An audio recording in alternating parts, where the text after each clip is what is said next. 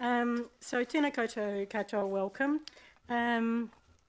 We've got a very full agenda, so we'll keep moving, but lovely to have everybody here. Do we have any apologies? So just that we accept the apology from Councillor Josh. Can I have a move and a seconder for that, please? Thank you. All those in favour? Anyone against? That motion is carried. So we'll miss Councillor Josh today at our meeting.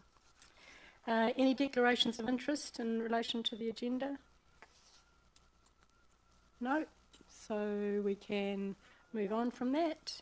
And just the confirmation of the minutes of the 7th of September meeting is just that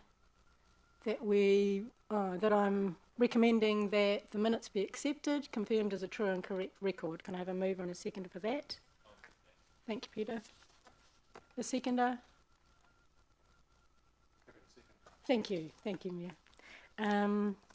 All those in favour? Against? Carried. Thanks. It's done. Okay, so on to our first agenda item.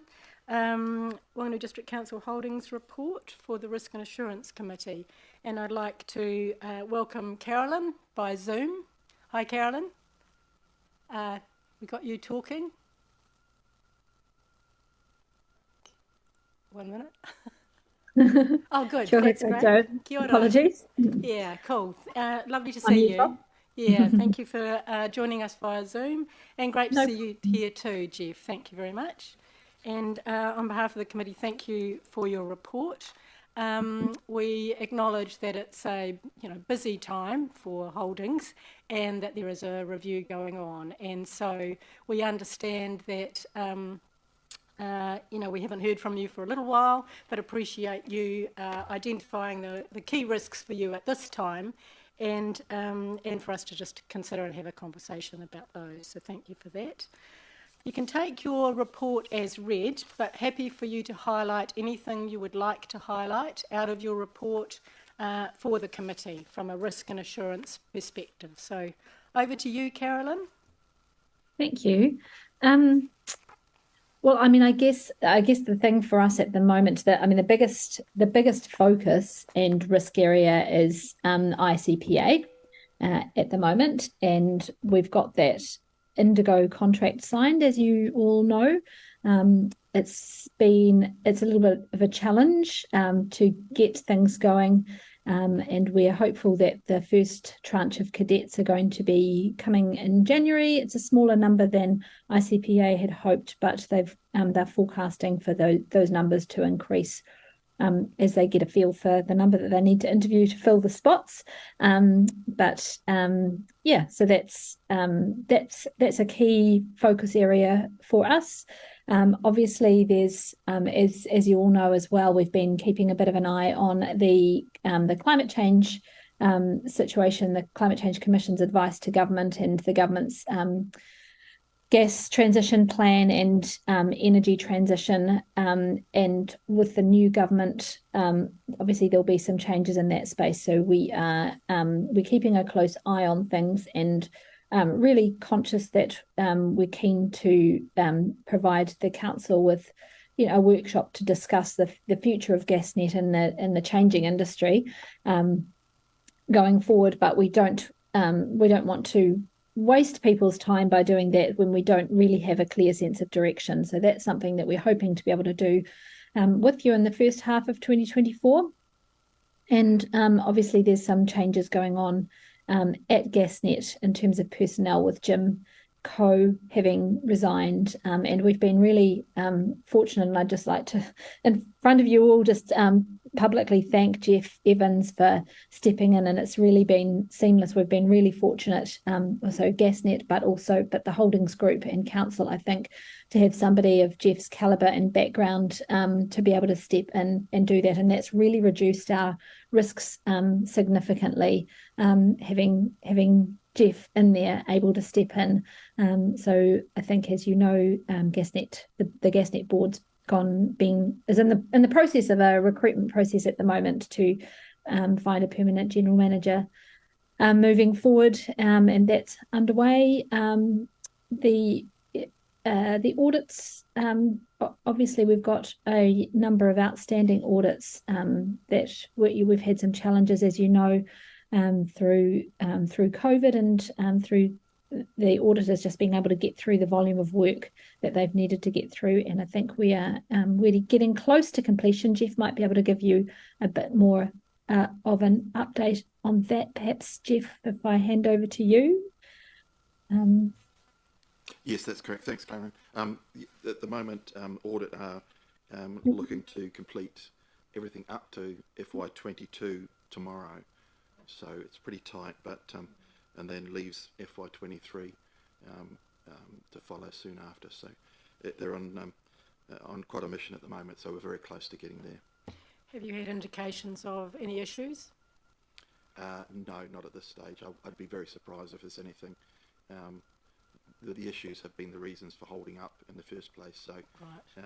And they've been worked through and resolved, so it'll just be tidying up, I think, and the roll forward of each of the years, inherently you can't complete say for FY22 until you've got the earlier ones complete, so it's really just, I think, at this stage of process. I'd be concerned if there were any material issues at this stage. Good, thank you. Okay. So I think those are probably the key things. Other than that, we've got a number of issues, as you know, that a number of focus areas that have been on hold through the CCO review, and we're looking for. I mean, I think that's been a great thing to do, and we're really looking forward to the outcomes of that, enabling a few other key things to be progressed and resolved, so that I understand is likely to happen sometime in the new year. And in the meantime, we're getting on and making sure that that what we have got and what we can do is dealt with well and in the best interests of the council and ratepayers. So yeah, I think that's probably the key points, unless there are any questions. Thank you very much, and just want to acknowledge, Jeff stepping into that GasNet role. So that's a really nice thing to publicly acknowledge too. So thank you, Jeff, and thanks for your update, Carolyn. Is there any questions on the report? Yes, Mike Tummer. Mine's just one of clarification. You talk in the report about the holdings statement of intent, and obviously it must be the port's statement of corporate intent. You said that they are on hold. Can I assume that those documents have all been completed? When you say on hold, is that your review that's on hold, or the actual preparation of them? Yeah, would you like to talk to that? It is the review of the we're talking about the group statements and statement of intent. If you look at the different statements of intent and the statement of corporate intent for GasNet, they're a different format, different structure, different content. So the idea was to review and come up with a template effectively for the group, so there's some consistency. So that was a planned. I guess my question's around: are we meeting our statutory obligations?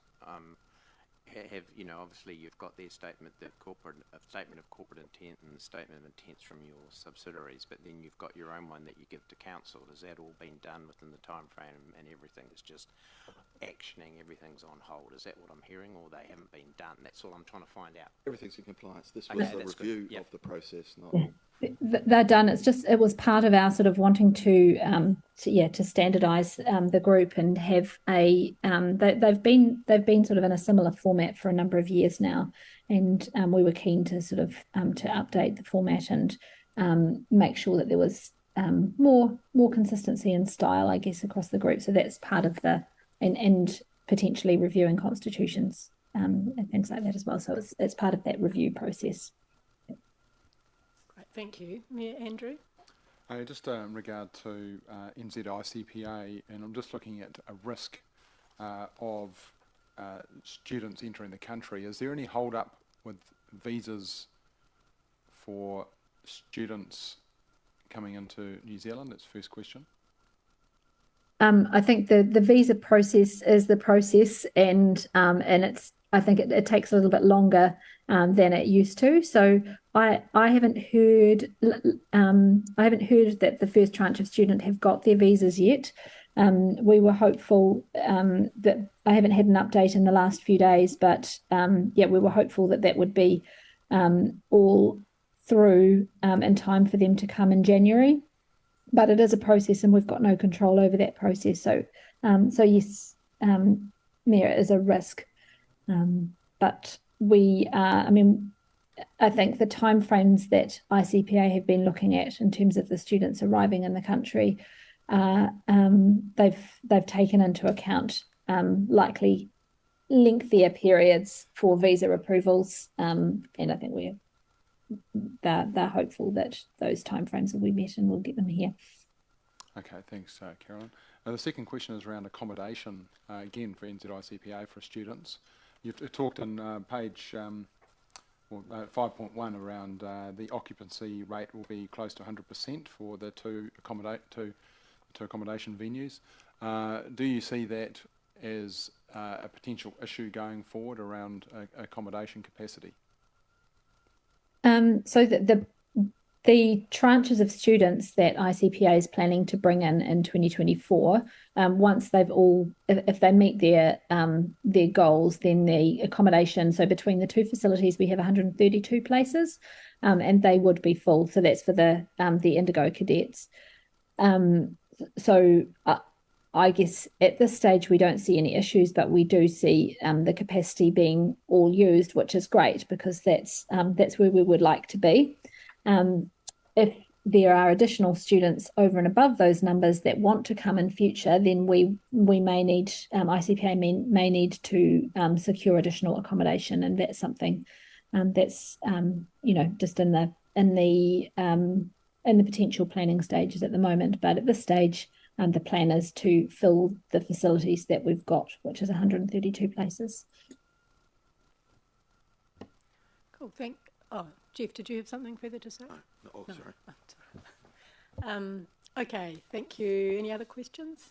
No? If not, I'll put the recommendation which is up on the screen, that we receive the report from the District Council Holdings for the Risk and Assurance Committee, December 2023. Thank you, Kate. And Jenny will second. Thank you. No other comments? Then all those in favour? Anyone against? That's carried. Thank you very much. Thank you for your time, Carolyn, and zooming in. And Jeff, for both of you for all your work. We really appreciate that and hope you have a restful and happy Christmas as well, because it's coming up very fast now. So, yeah, that's cool. All the very best to you. Thank you. Thank you very much. Okay, ka kite. Okay, we're on to 5.2, the additional infrastructure insurance layer.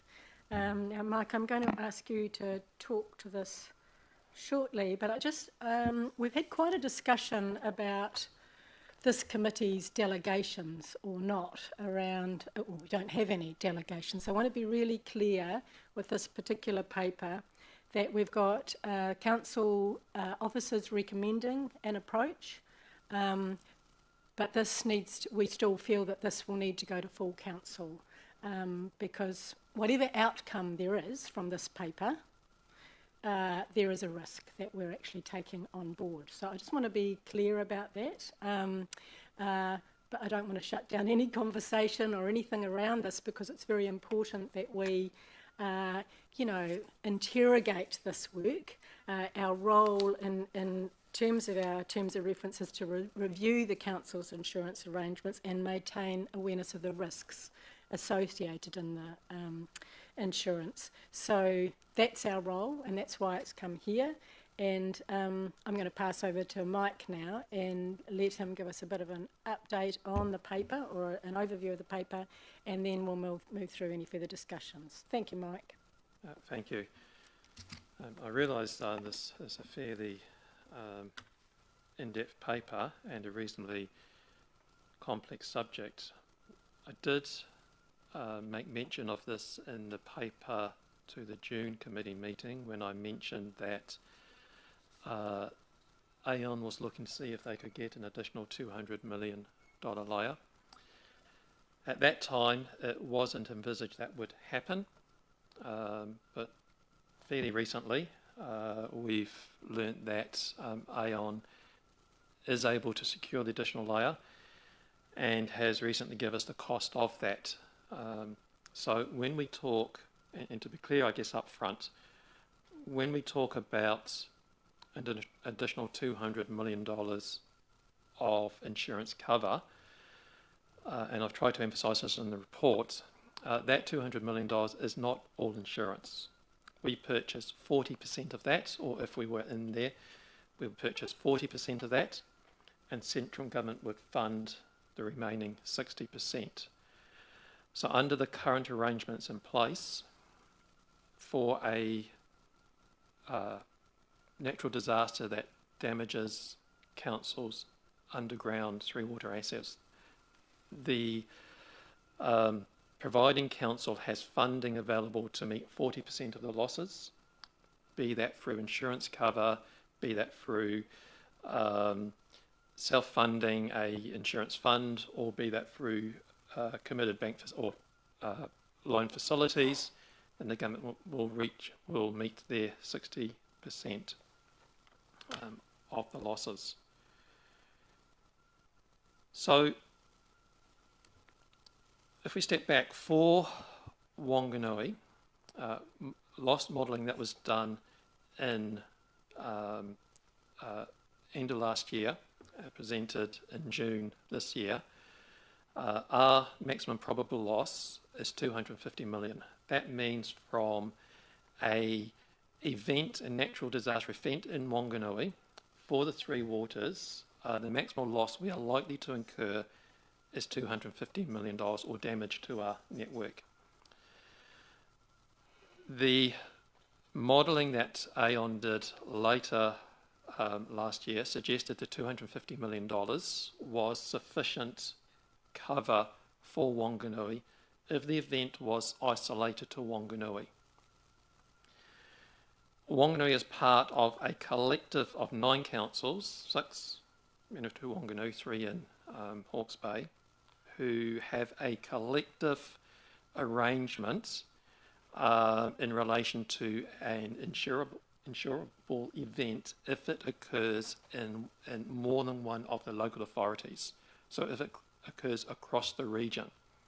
And for the region, we have a maximum probable loss of $300 million, which again says that if the event happens and affects assets across the region, then $300 million is what we would expect the maximum loss to be.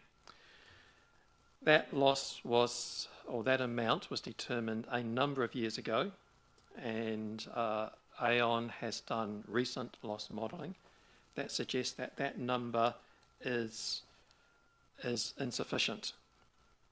And you can see on page 25 some of the numbers here.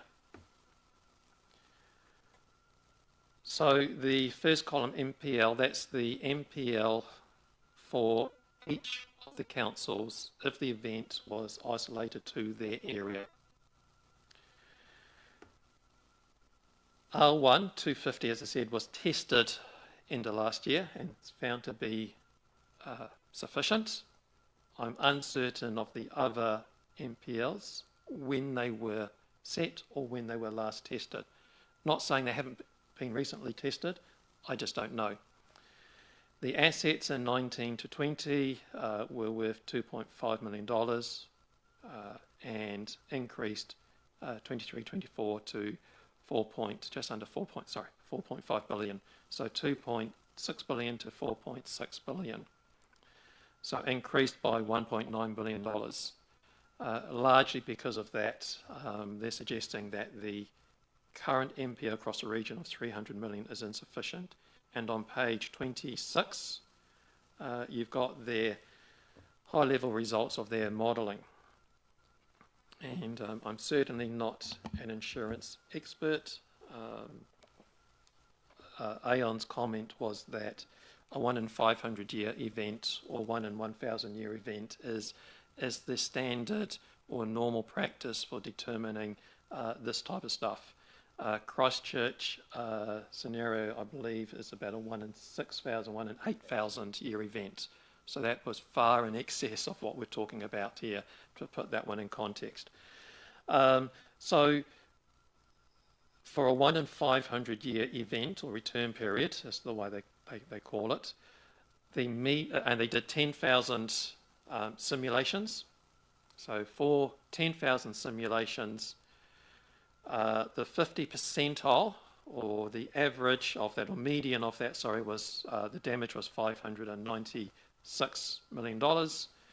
At the low end 10 percentile, which means of the 10,000 simulations, 1,000 was scored 454 million loss or below, and at the 90% percentile, 781 million. That is 9,000 of the shakes recorded a loss up to $781 million. And in 1,000 year event, you can see what the thing is there. So the question is, should Whanganui participate in purchasing additional insurance? I'm not going to say purchase additional layer, because I'd argue we actually have that layer in place, albeit what we would transfer through insurance, we're actually transferring to our balance sheet as opposed to an insurance company.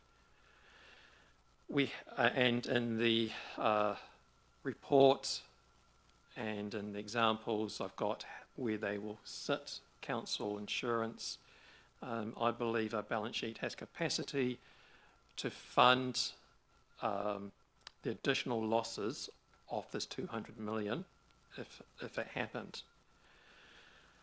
If we were to transfer that 40% of the 200 million, which is $80 million, if we were to transfer that risk to insurance, it would cost us $280,000 to $300,000. That's the cost of it. As I mentioned in the email I sent out, unfortunately the day to decide that is tomorrow. Time has we just haven't been to do this. Doesn't mean that you cannot participate in this the following year. The insurance renewal period goes from 1st of November through to end of October. So no reason we can't participate in the November 24 renewal period. I do have here, I tried to talk about what happens if this size of event happens in Whanganui. 1 in 500, 1,000 year event. Obviously, it's not just the infrastructure assets that are gone, it's a lot of our buildings are gone and a lot of the commercial and private stuff has gone as well. And we're seeing what happened in Christchurch, although that was, as I've said, a massive event. Rebuild would obviously start with the essential infrastructure, and that stuff would be funded through the amount would get from the existing $300 million layer that we have brought into for insurance purposes. It would be probably many years before we'd start calling on the additional insurance if we purchased that. The report and the examples at the back does talk about or try to explain how the different layers work. It's fairly complex to work through that. They do seem to have put a lot of the weighting onto damage in Whanganui as opposed to other places. I'm not sure if that was just happened, I'm not sure. But that's a broad level outline without going into too much detail, but happy to take questions from here. Thank you, Mike. I'll open up for questions.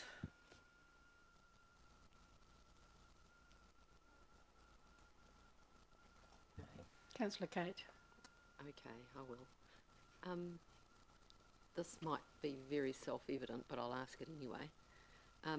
The MPL, regardless of when it's calculated, that is the MPL you buy, right?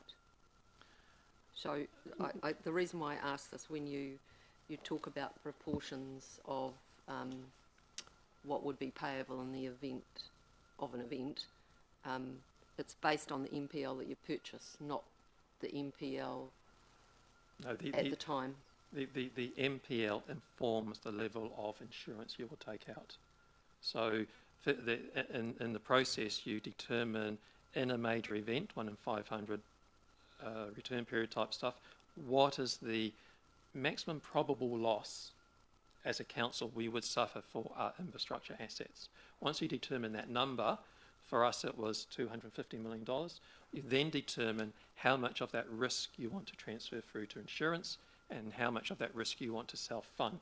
In our case, we decided we'd transfer 100% of that risk to insurance. When I mean by 100%, it's 40% of that because the government will fund the remaining 6%. Yeah, I get that, Mike. Like I say, it might be self-evident. The question I'm asking is if we had an event where there was 690 million worth of damage, just say in excess of 690, say $1 billion worth of damage across the district, we would have cover for 250, Horizons would have 100, Hawke's Bay would have 65. No. If an event happened across the district, the maximum we can claim under the primary layer of that 300 million that's existing right now is $300 million. Now, that's for insurance purposes. The region can claim 40% from insurers, and the government will fund the other 60% of that. So the individual MPLs there, sorry, I assume you're looking on page 25, that's what the councils have determined, their own individual MPLs. It would be unlikely that you would get an event across those 9 councils that will wipe out all of the councils up to their maximum MPLs. It would be spread across the region, and the total damage, when that was first determined, would likely be a lot lower than 300. Yeah, than that. absolutely. Does that answer your question? Look, you just made the comment in here that where council was unaware of when the MPL for each council was calculated. So my question is, and maybe I'm asking this No, I think poorly, I know where you're going now. The level of cover that we purchase is as outlined in your paper, regardless of when the valuation was done. So say, for example... Yes. Yeah. Yeah. Right? Yeah. So we can't be trumped by another council whose MPL valuation is... Yes, we can be, unfortunately. If they have an event, that is an excess. Like, it's all proportionate, I get that. But they can't claim more than what their MPL is, listed MPL here. And their proportion across the regional coverage? Yes. Yeah, okay, thank you.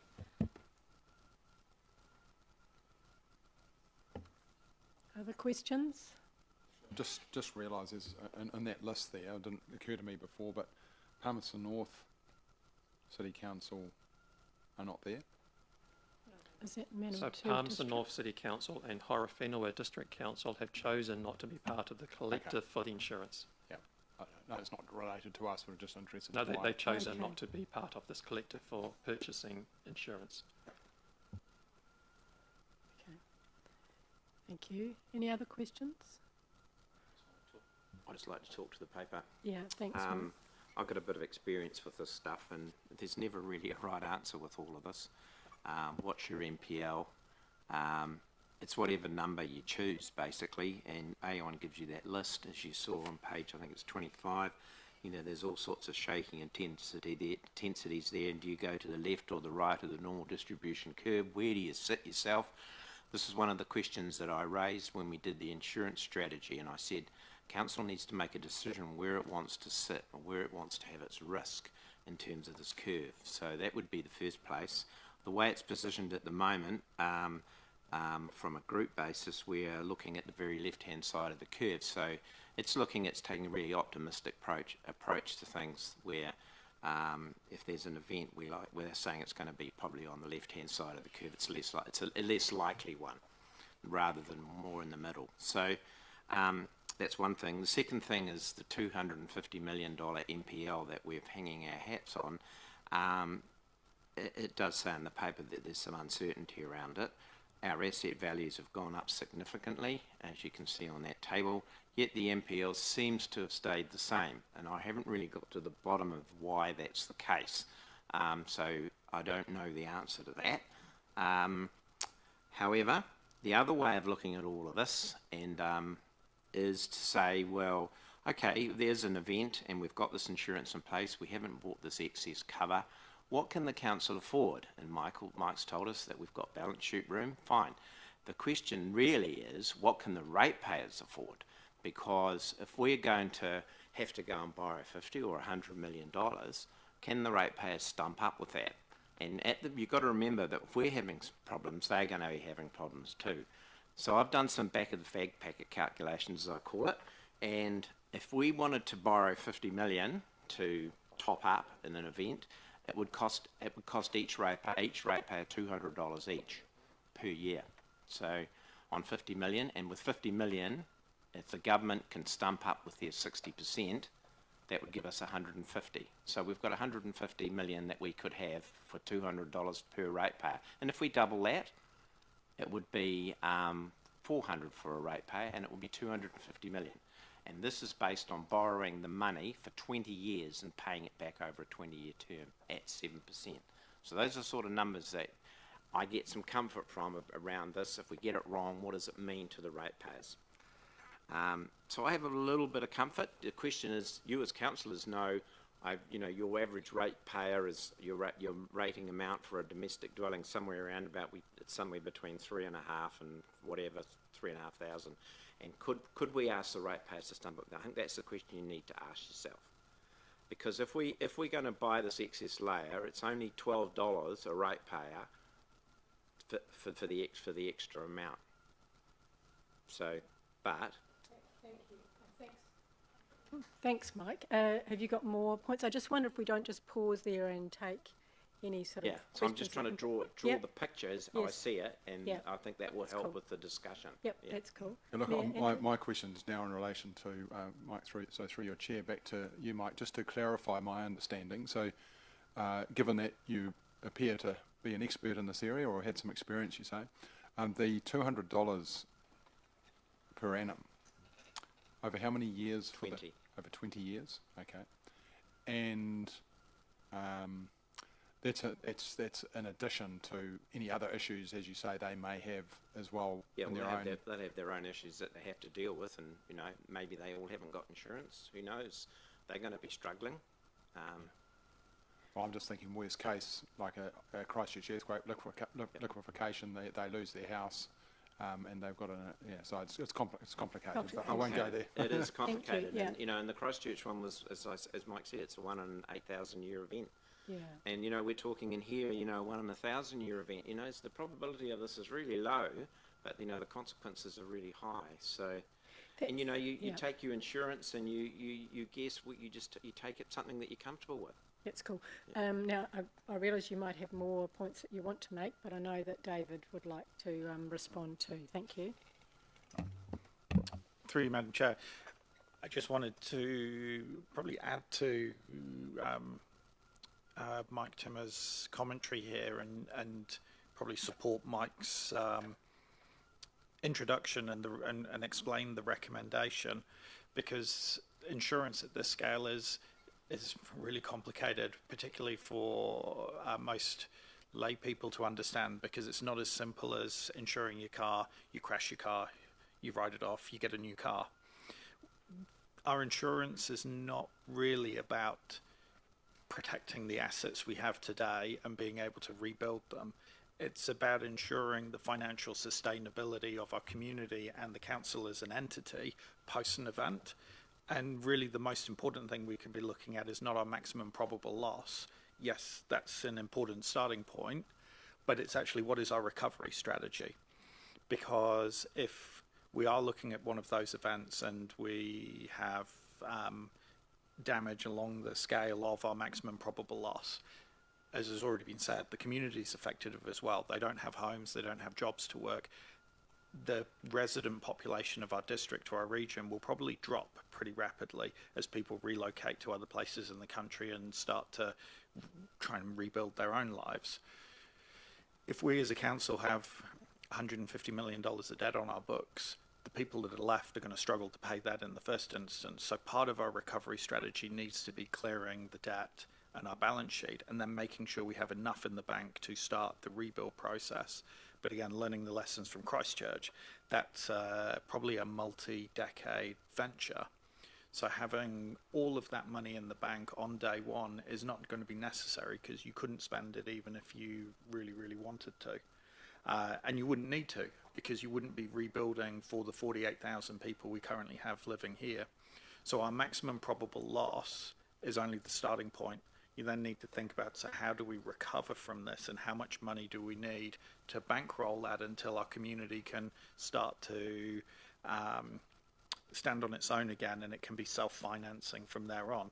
Because the risk is we spend a lot of our current ratepayers' money on insurance that actually we'll never draw on, or if we do have to draw on it, we may not need it, because we'll find ourselves overinsured for what we can actually deliver at that time.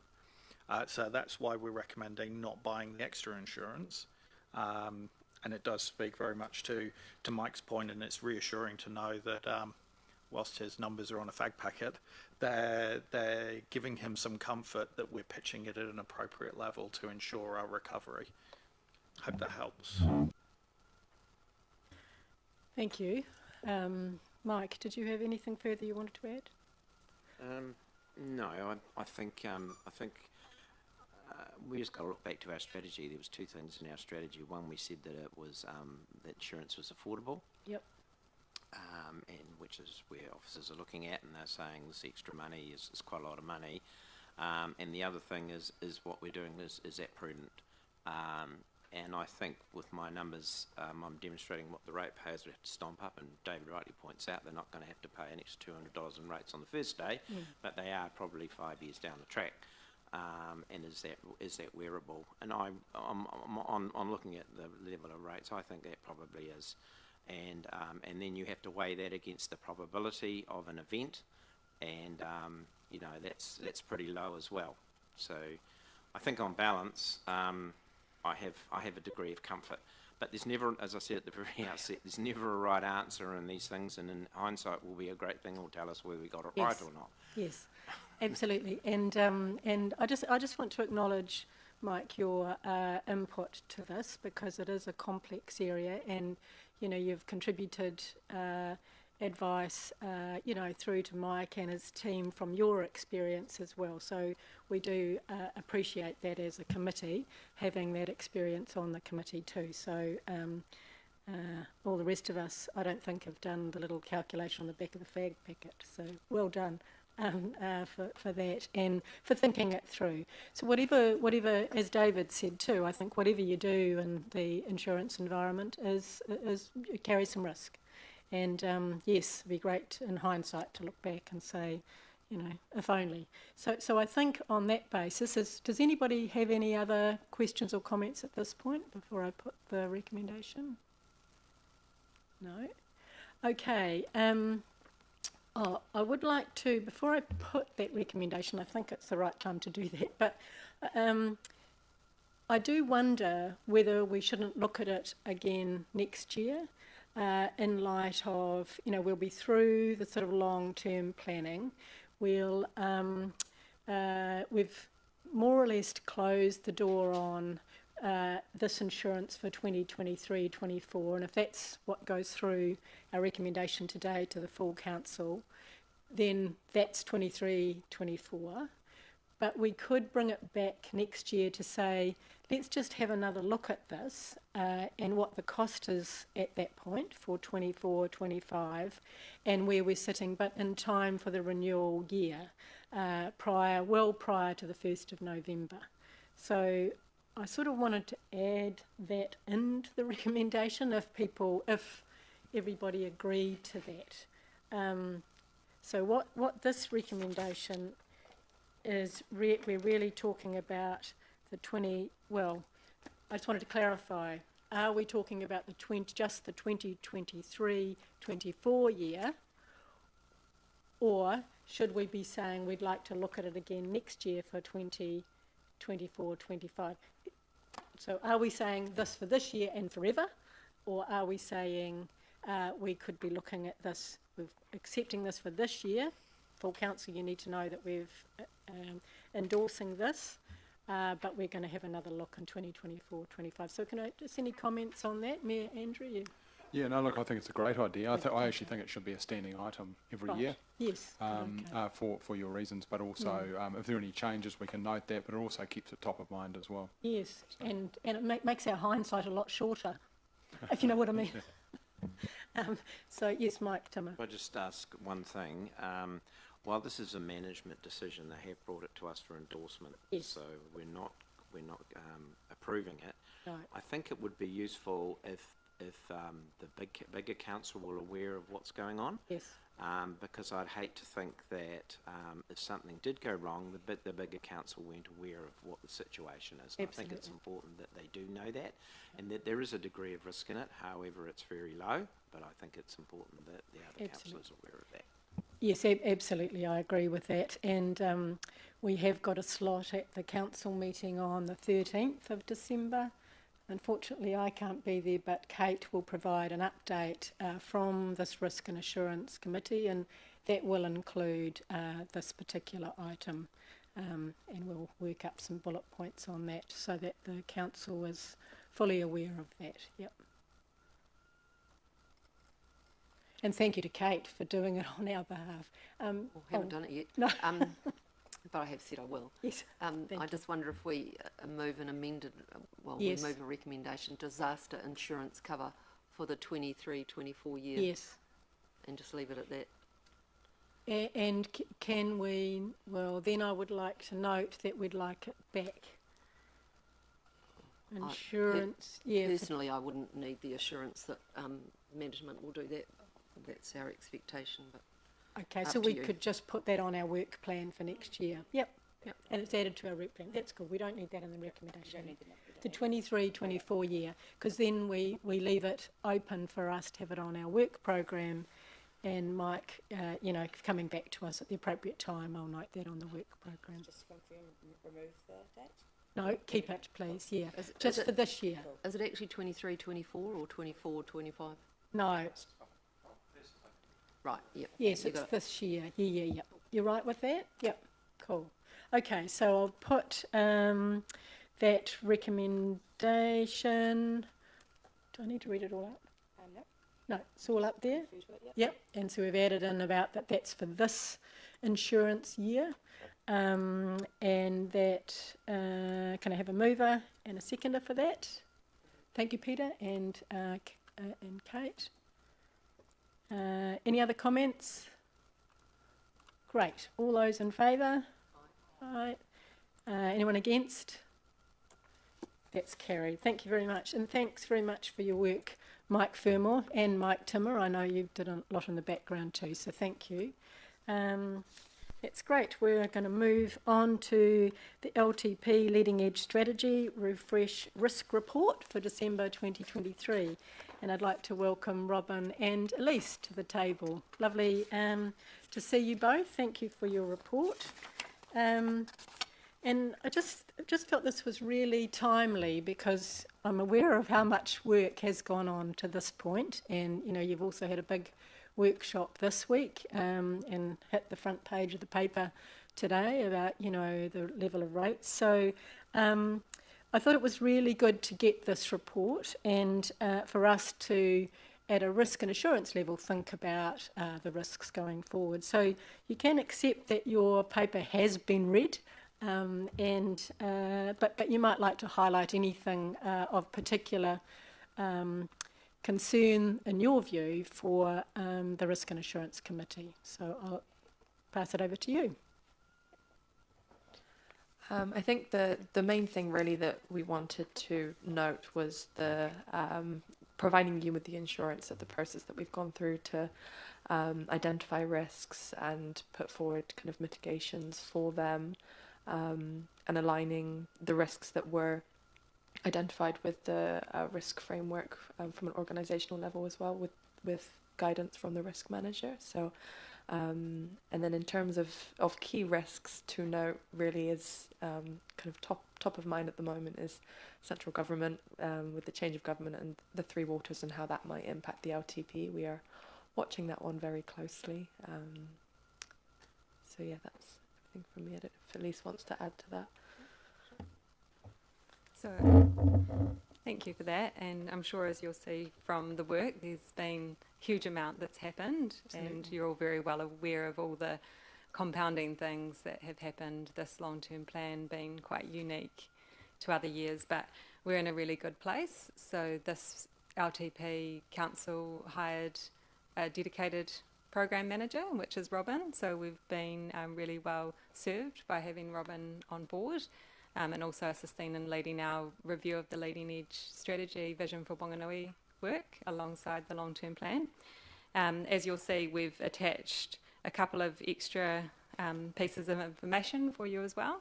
You'll see the full Whanganui district snapshot, our environmental scan, which was really quite an extensive piece of work, but has served us really well in terms of providing an evidence base for our long-term plan and an evidence base for our population growth.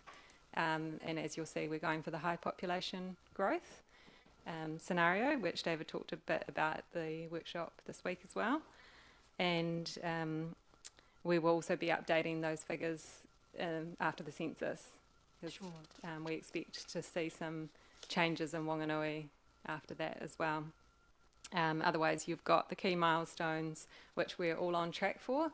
So despite all of the changes at central government, we believe we're still well on track to deliver this LTP within the time frame, so we don't see any risk with that. However, it is a large workload and there've been a lot of staff working on it, so it's all about teamwork and making sure that all of the bits are working so that everything can come together and meet those deadlines. So probably one of the key risks is really just that coordination and ensuring that everything comes together. Otherwise, that's probably enough from me. I do feel like there have been quite a few updates, but I'm pleased that it's coming to this committee for your foresight of it as well. So thank you for inviting us. Yeah, no, that's great. Thank you very much. And I didn't mean to say the district snapshot was really impressive. When do we expect census data to come? But yeah, I think it's about June next year. Okay, it's still a while away. Right. Yeah. But that was that I can imagine that was very, very useful, and I found it a really good read. So yeah, that's great. Thank you. And I do, I've watched the number of meetings and all those sorts of things. I know how much work has gone into this and how important it is. So I appreciate the work of you and your team. Yeah, thank you. Any comments, questions about the refresh risk report or anything that was attached? Thanks, Mike Timmer. I just got just a simple question to ask you. On page 5, household income and household affordability, there's more a question of how they all hang together, because they seem to be different numbers but the same thing, and I couldn't quite get my head around. Not that it matters from my perspective, but I'm just pointing it out to you. Is that in the snapshot, right? It's on the economic wellbeing. I don't have it in front of me, sorry, so okay. I'll have to, how about I come back to you? So you've got the household income. Wanganui's average household income for 2023 was $91,795. And the next paragraph, it says Wanganui's average household income in the year to 2023 was $95,934. The numbers, the different numbers for the same thing, and that's what I just couldn't get my head around. Yes, there was actually an update in the numbers, okay. So I believe so you've updated one, not the other. Yeah, that's okay. Obviously, we'll check whether or not we've given the correct number, but we were floating around 90,000, and just in the latest numbers that came out, I believe we went up to 95 as a total household income. But let me double check that, as I don't have it right in front of me, and come back to you. But that would probably explain. Yeah, no, that's right. Difference. It was just a technical thing I noticed. And thank you very much for the report. I thought it was really good, really comprehensive, and you've got some really good tools here to help you help us to go forward and produce a really good plan. So I think, you know, that's great. I guess the trick will be in is looking at the variability of things. What if population growth changes? What if this changes? What if that changes? And how resilient is the plan to that change? And how are you able to risk manage those changes? And that's the bit I would be interested in going forward and seeing when in the LTP. Thanks, Mike. Councillor Kate. Thank you. I think I've said before in previous other forum about it's a must-read document, the environmental scan. I'm interested in, on page 124, it's the risk register, and you talk about, my words, the raw risk of the Three Waters reform and the mitigated risk. Both of these are still high.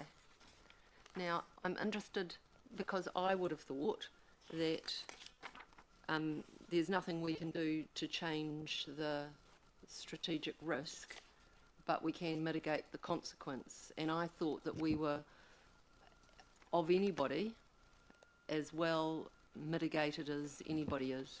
So I'm just interested that you still scored that as a high critical risk. Yep, I think that's a fair point. The reason why it was still high was the uncertainty around the timing of the legislation and then the knock-on for the LTP. So as the legislation stands, we need to have Three Waters out of our LTP. So until we see that being passed through and the implications for the LTP, we kept it as high. But I think your points to how council was managing it, we could look at revising that down. I think David and Mike will probably have thoughts on this as well. But we are in a grey space still, in my view. Even though we've had direction from the government, we still don't have that legislation passed. Through you, Madam Chair, I think Elisa summed it up reasonably well there. The big risk is around the uncertainty in terms of what's going to come next from central government now that they've confirmed their intention to repeal. But at the same time, you are also correct. We're really well positioned. We've taken the approach of doing a full 10-year plan for Three Waters, because then it's a very easy task to remove it from our budgets than try and scramble to add an extra year in here or there. We're also making sure that through that process we're safeguarding service delivery for our community and making sure we've got good asset management plans, investment programs ready to hand over to whatever the new entities may be. So again, everything being done to mitigate the risk, but until we've got some clarity on what the new plan is, it's probably appropriate to at least keep it at a moderate level so it's on our radar and we don't lose sight of it. Okay, I'll respond to that and say that I think the mitigation is as good as anybody's, and that, I mean, it doesn't really matter in the scheme of things, but that we should allow ourselves that acknowledgement and reduce it from being a red zone, actually. But, you know, like I say, it doesn't really matter. But I think the point that you're making is there have been a number of mitigations that we've put in place to anticipate or, you know, what's going to happen and protect for that. Yeah. Well, absolutely, because, you know, as it stands, if you just glance at it and you think, well, okay, we've got this mitigation plan, but it doesn't make a damn bit of difference. Well, I guess I'm arguing that it does make a difference. Oh, thank you. Peter. Yeah. Just one question. On page 59, key milestones, the deadlines, are they self-imposed or are they legislative? It's a mixture of two, really. I mean, we're working towards the legislative deadline of the 30th of June, and then the audit date that's in place, that's firmly in place, and otherwise it's been kind of pulled together by the team who are involved. Then a supplementary question. The legislative ones, what are the consequences of not hitting the deadline? Fairly significant. We won't be able to set the rates and then strike the rates. So we will not be able to collect any funding whatsoever, nor deliver our services. So it's significant. We need to hit that 30 June. I think 30 June is a Sunday, so we have brought it forward from then. So if we really need to, we'll go on to the weekend, but let's hope we don't need to. I think just to elaborate on that, sorry, under the legislation, if we don't strike or don't adopt an annual plan, long-term plan by 3rd of June, all you can do is collect a quarter of the previous year's rates. Does that answer? And no, that's thank you, Mike. Yeah. Any further? No, that's significant enough. It is very significant, and all I just want to say, from what I've seen of the planning and the whole program, the way it's been set out, your management of that and the council's role and all of that, I think we're doing the best that we can to sort of make sure that we hit the deadlines and that we've got things well sequenced. When I got that report that showed me the timelines and things like that, was really helpful from a risk and assurance perspective. I could see how long the work, was building up for, and your consultation period, those sorts of things, is that can come with its own risk. But so I was really reassured seeing your planning documentation around this. So appreciate the work that's gone on. Any other questions? Madam Chair, and I'd like to speak to it. Okay, that's cool. So, do I second it now? Yes, someone needs to second it. I'll second it, and then I will come back to you for your comments, Kate. Thank you. The conversation about meeting deadlines and etc. Is all good, but I want to say again what an outstanding piece of work this is. I know how big our team is, and the work is absolutely outstanding. So outstanding that I was driven to Mr. Google and to look for synonyms, and superb was the one that fitted. So I'll add superb to it. Well done. This is, that's great. I've been around for a little while in governance roles in health and council, and this is outstanding, superb work. So thank you. Yes, we'd all agree with what we've seen with that. So thank you, Kate. Yeah, well done. Superb from all of us. Yeah, that's great. Yeah. All those in favour? Anyone against? That's carried. Thank you very much again. Yes, you superb team. Cool. It was very good to see that report. Yep. Great. We're doing well for timing. All right, we will have a break about 2:30, but we're now going to move to the internal audit of the fleet management. And Debbie, over to you, just if you want to make a few points to highlight. Thank you. Thank you. Through the chair, I'd just like to introduce the internal audit of fleet management that covers off the controls and processes. The audit reporting was completed a short time ago, with work continuing to get it to this point for the committee. Just to raise some issues in there, key points for me is that work has been continuing to implement the recommendations in that report.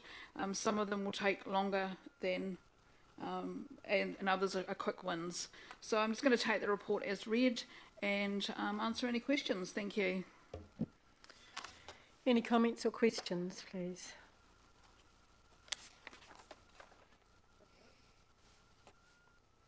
Mike Timmer? Yeah, thanks for this report. I am disappointed with it. It's not a good report, as you're probably aware. It's a good report, but there's some findings in it. It's a good report. The Yes. findings are not good. Yes, sorry, I should be more Yes, explicit. it's a Quite very right. good report. There are some findings which are of concern. Yeah, Yep. I guess I'm disappointed at the findings, and it makes me think: is there any other things in the organisation that are like this? There's good things in here. We've got E-Road working, albeit in a limited capacity. That's a good tool, and I have experience with all this stuff because I've done it and been involved with it, and I think that you'll find that's a really good tool going forward. The report recommends half an FTE to do all this. While it's probably a management decision to decide on half an FTE, but it seems to me that there's quite a lot of a bit of work that needs to be done to get things, systems and processes set up, and I wondered if it's probably inadequate. I would also suggest that the gaining from the proper use of the E-road would get speed limits down on all your vehicles, and once we get the speed limit down on vehicles, there's a huge saving in cost from fuel, and I think that saving in fuel would certainly more than pay for some extra resource to get it all going properly. So I think that could be something that management might want to consider. Yeah, I guess I was just a little disappointed that it got. We're a bit behind with things, and I don't know if it's a resource issue or what it is, but yeah, and there's been some good things that have happened going forward. You've made there's been some improvements that have been made. I see that there's some vehicles, you can have less vehicles now, but I still think there's room for more stuff going forward. So look forward to seeing the next report, and that it's all fixed, because it's all stuff that's reasonably simple to fix. Thank you, Mike. David. Through you, Madam Chair, I just wanted to maybe provide a little bit of assurance, because Mike is right, the findings of the report are not good, but then at the same time we've triggered a review of our fleet because we knew that they weren't good and we wanted to get in and fix it. And since the report's been written, we've made quite a lot of progress in already implementing the corrective actions, notwithstanding we haven't yet got that extra dedicated fleet management resource in place yet. So this week at our executive team, report brought to us around how we were going to manage our people-related processes when it comes to overspeeding events, making sure we've got clear expectations set for the organisation, and then we're in a good position to hold people to account if they don't follow them going forward. We've already shrunk the size of the fleet. We've got a utilisation review scheduled for the new year to see if there's further opportunities to shrink the fleet and make efficient use of the vehicles we've got. So we're reasonably confident the 0.5 FTE is going to be enough resource based on experience of running large fleets of vehicles in the past myself. But at the same time, as you rightly indicated, there's plenty of efficiency savings on the table that if we need to resource a little bit more to realise them, I think there's some flex in there that allows us to scale up if 0.5 is a little bit underdone. Thank you. Any other comments? Thanks for that, David. I think, yes, the positives are that it's a very good internal audit report, and the other positive is that we prioritised it as a particular issue for internal audit. So I think from that perspective, it's important, and it's good to know that we now have a program of work in place and the resource in place to make those improvements. I also sort of note that Debbie's suggested that we add those improvements to our organisation improvement register. So just as we did with the health and safety, big report, the CHASM report, we can get regular updates on how these particular issues are being managed, and we're into continuous improvement. So this helps us say, how do we get that better, and how do we know that we're getting there. Just want to acknowledge Simon in the room too. So thank you. I know that you've got your name on a lot of this as a responsibility, and we'll be looking to you and Mike for those improvements over time.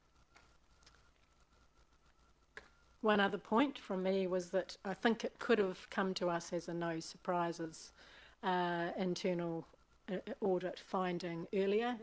I know management's been working on it, but from a risk and assurance perspective, I guess just seeing it and knowing earlier that that's what you were doing, I think is an important part of the process of trust and confidence across the committee as well. So just note that.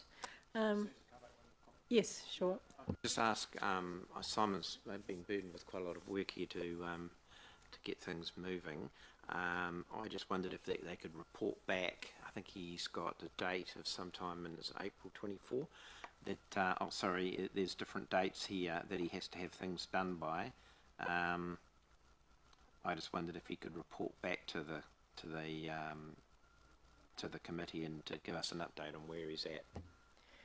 Separate from the organisational improvement register, a bit like, I guess, what we did with the CHASM report, where we said, come back to us first with your prioritised actions, because, you know, it's really useful for us to see where you've been able to tick something off quite quickly, and it's good for all of us to see that, isn't it? So maybe in the new year, That's fine. Yep, we'll pick a day on one of our meetings early in the new year. That's cool. Okay, thank you. And then we'll roll it into the organisational improvement register going forward. Because then you might have ticked off quite a few things, and there'll only be a few that will go onto the organisational improvement register to keep monitoring. But thank you for that. That's good. That will be good. Okay, any other comments or questions? No? Then I'm going to... Sorry? Yes, please. Fleet Management Report for December 2023. Mover and a seconder. Kate's moved it. That's great, thank you. Excellent. All those, any other comments? All those in favour? Anyone against? I was just going to speak to it very briefly. Yes. Sorry. I think a good conversation, a good report. I like that you knew going into the report that it needed improvement, and the report helped you formulate that improvement. So, yeah, that's good. Thank you. Mayor Andrew, did you? Yeah, I had the same thought when our chief executive spoke before about basically putting this matter on the table, facing into it, and I think that's what we've done really well in the last, particularly the last 12 months or so, is face into various areas which can be uncomfortable, but we need to put all of these matters on the table, whether they're good news stories or things of discomfort. So thank you. Cool, thank you. All those in favour? Anyone against? That's carried, thank you. Thank you, Simon. Good luck with all that work. Have a happy Christmas. No. Doing well for time. Thanks, Debbie, for your role in the internal audit, so bringing that up as a priority. That was a really good call too. So, thank you for that. Okay, we're over to you again. Internal controls, the policy assurance review. I'm just finding the page. Right, so just a bit of a highlight for me, please. Yeah, sure. Thanks. Through the chair, part of the terms of reference of this committee is the assurance that certain policies and procedures are in place, and you will see from the table in the middle there that we're actually making a lot of progress with these. So the three that you see today, I cannot claim any ownership for. They belong to other parts of the organisation. So the code of conduct and conflict of interest sit with our HR, and the financial delegations, of course, with Mike and his team. So I'm going to take the report as read and answer any questions if necessary. Thank you. Oh, Catherine's here too, yeah. Great, thanks for being here, Catherine, yeah. Any questions or comments on the report, the policy assurance overview? No? Oh, Mike. I've just got some general comments, so I just can thumb through. One question I would ask is a general thing on policies. Some policies are operational, some are not, and the ones in here are probably not operational policies, although I argue that possibly some are. The question is, I guess where I'm going with all this is, I wonder if this committee should look at all of the policies. Now, I don't mean look at them in detail. All I would ask that we look at the policies and they're being regularly reviewed and they're being updated. That's what I think that would be good. Particularly, we looked at one like the vehicle policy. I noticed in the other audit there's a vehicle policy in there, and it hadn't been updated for a while. So it would seem to me that if we got some comfort as a committee that the policies have all been updated on a regular basis, it gives us comfort that the internal controls and the processes in the organisation are working well. So I open that up as and I don't want to create more work for management. I wouldn't want us to look at every little individual policy like the vehicle policy and the fixed asset policy and this policy and that one, but I think it would be quite useful to us to get some comfort around that they are being regularly reviewed. And I don't know how many more policies you have that aren't included on this. So Okay, that's cool. just open that up for discussion for Yep. everyone to see what they think. I think David's got a response to that. Thanks, Dave. Through you, Madam Chair, there's probably not much extra work for management because we are actually in the process of doing a full review of all of our policies, both internal and external, and making sure we have recorded on an inventory that includes metadata like when they were last reviewed, who the policy owner is, etc., etc. It's one of our improvement opportunities to do a bit of management housekeeping and tidying up and making sure we have a single source of truth, the consistent formatting and styling of our policies, and then have that oversight.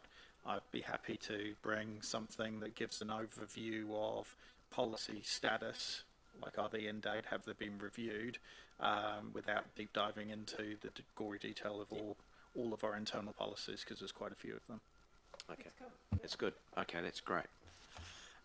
Thank you. Did you have something else, Mike? Yeah, just going through the document, I just made some comments here. Bear with, I'll just go through. The conflict of interest policy. I wondered if it was a good idea to put a section in there in relation to training of staff. There seems an organisation has always struggled with this. There seems to be a constructive notice thing that goes on that everybody in the organisation has total knowledge of all policies, and the reality is that they don't. And some policies are more important than others. And I would have thought, having a section on training of staff, just a regular, maybe once a year or something, or every 2 years, that you have a session on all these policies that are important to staff, particularly this one, because things can go wrong here, and when they do, they go wrong big. So correct me if I'm wrong. I don't know whose policy this is. It may or may not be there. I might have missed it, so apologies if I did. So what we actually have is our ICAT, or Internal Control Assurance Tool. So over a period of 12 months, there's 4 different quadrants, and over that period of time, each of our policies are provided to managers to provide assurance to the organisation that staff have awareness of that. It's a really good tool so that we prompt that awareness, we prompt that discussion, and we also have accessibility to our key policies within our intranet as well. So the policies are not unseen as such. They're not hidden behind aspects. So we do have some tools in place that do support knowledge of staff within that. So that's that training and awareness. Thanks, Debbie. Debbie, I know David wants to make a point too. Yeah, through you, Madam Chair, it might be opportune time just to invite Catherine Dutton just to come and speak and maybe tell you a little bit about our new people management system that we're putting in place, specifically the internal learning and development training offering, and how that may relate to rolling out of our policies and making sure our staff are aware of them. So, Catherine, I'll let you talk to what our future approach is going to be. Great, thanks for joining us, Catherine. Yeah, over Thank to you. Good afternoon, everybody. Yes, early next year we're looking at implementing a system called RedSeed, which will take care of both our performance and management framework stuff for our staff, but also it has the ability to do online learning modules and tools, and one of the plan is also to have some of our refresher policies and what staff actually need to know within that. So, as you suggested, biannually or annually, that we can ensure those things occur, so people do have the really good understanding of what those policies mean to them in their daily work. And then a manager can actually see what's been done and Yes, when. absolutely, and that will be monitored through my HR team. Yep. To ensure that the learning development and those key aspects that staff need to know are being completed. Yeah. Oh, that's good. Oh, that's great. Thank you very much. Yeah. I get a level of comfort hearing that. That's great. David, sorry, yeah. Yeah, just through you, Madam Chair, because I think Catherine's selling her good work short here. For some of our big, major policies, what this would look like is a video that actually explains our policy to our staff that they have to sit and watch. Potential to then have a quiz to make sure they've actually paid attention and understood, and then signed off with a declaration that they're committed to following the policy as well. So a really robust way of making sure our staff know about the policy, they understand it, and they're committed to working to it. So I'm really looking forward to seeing the fruits of Catherine's work come to life. So sorry, I just wanted to cheerlead what she's doing in the background for you. Great, thank you. That's great. Thank you, Catherine. And thanks, David, for that update. Mike, did you have some other yeah, points? I've just got a few other questions on the delegations policy. Just on page 2 of the delegation policy, there's this thing here I can't get my head around. It's when you are over budget. So there's two ways of being over budget. One is that you overspend because things cost more than you thought they did. But then there's new expenditure. So I wondered if there was a mechanism in here for unbudgeted expenditure when it's new expenditure, something that's outside the plan. I know that the general managers, it's just called unbudgeted expenditure, but do you need to differentiate between those two things? And then the other question I had was the delegations, when someone goes away on holiday, it just says here the note goes to an email must be sent to the CFO. I wondered if you would maybe think of a more formal process where you have a form that someone signs and scans and puts in an email, so it can go to your accounts payable people so they can see the person's signature, so when they're signing on things or whatever, they know who it is, or however your systems work. Maybe it's all electronic, so you don't need that, but it was just a thought that you might consider. And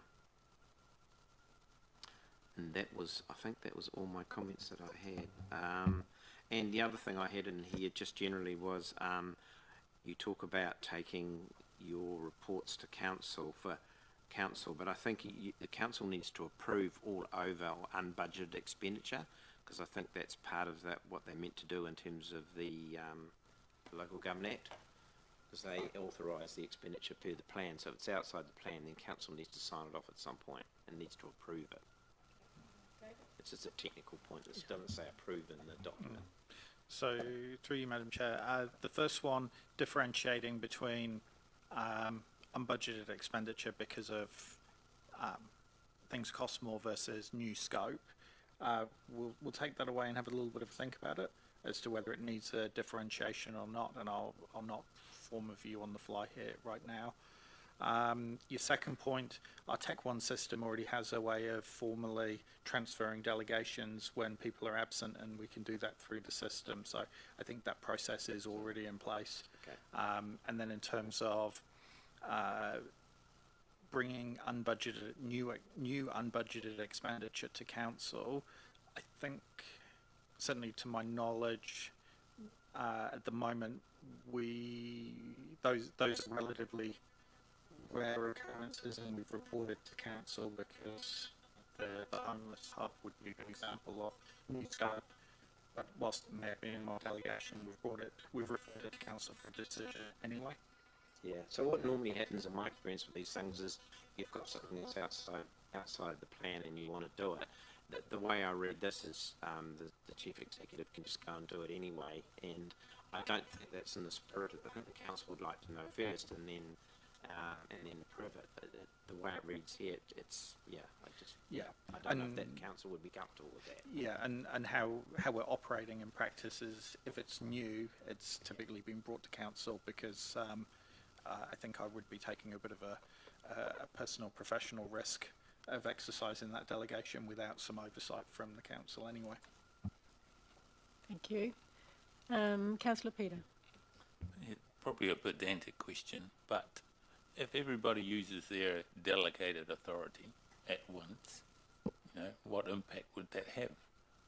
And like your two, X amount, Mike's X amount, and right down the chain, it comes to a lot of money. And if it all hits in the 6-month period.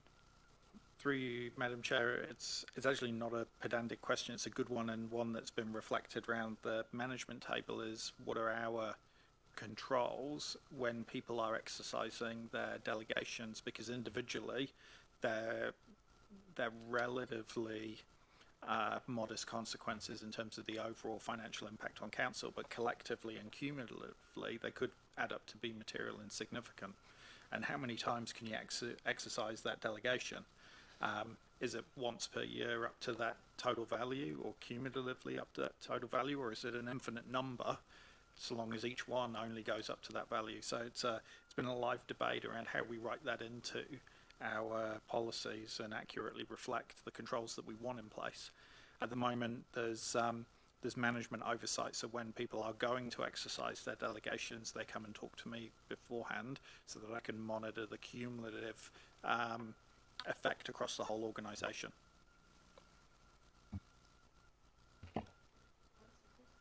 Yes. Thank you. Can I just assume that's outside budget is what you're referring to?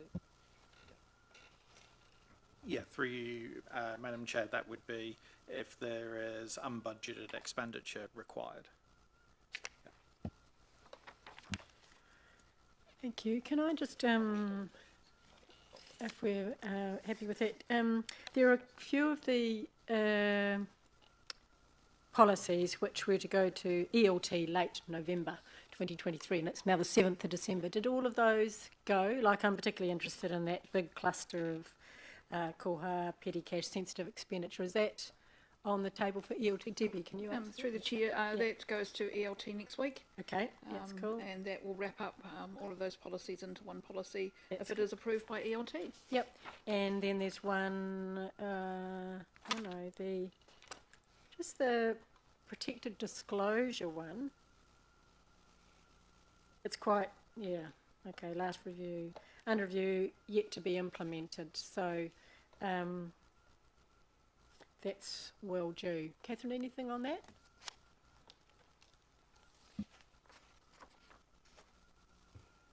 Yes, it's been worked through at the moment.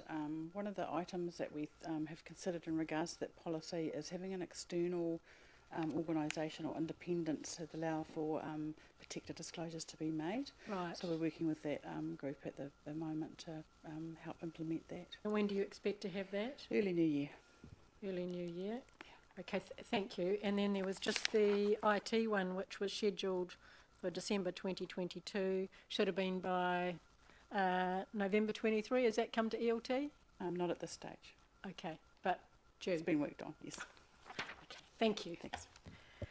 All right, thanks for that update. Any other questions or comments? Then I'll put the recommendation that the Risk and Assurance Committee receive the report, Internal Controls Policy Assurance Overview for December 2023. A mover and a seconder, please. Thank you, Kate. And Mike Timmer as a seconder. Any other comments? Anyone in favour? Everyone in favour? Yes. Anyone against? That's carried. Thank you. That's good. Thank you for your work on that. I mean, I know it's just something we've got to keep an eye on, and it's important, just to make sure that we've got those underpinning policies and practices good and secure. Now, we're doing well in terms of time. We're now up to the cybersecurity risk deep dive, and then after that, I presume that's you, Olivia, as the Health and Safety one. Hi. We'll probably just take a break after the cybersecurity risk, just a 5 or 10 minute break. So just so you know that. But we'll move to the cybersecurity risk deep dive now. So welcome to the table, Ari. Thank you. Thank you very much for your report. I thought it was very good. Thank you. And very, very thorough. Thank you for the addition around the artificial intelligence, chat GPT stuff, because it's, just seems to be moving very, very quickly.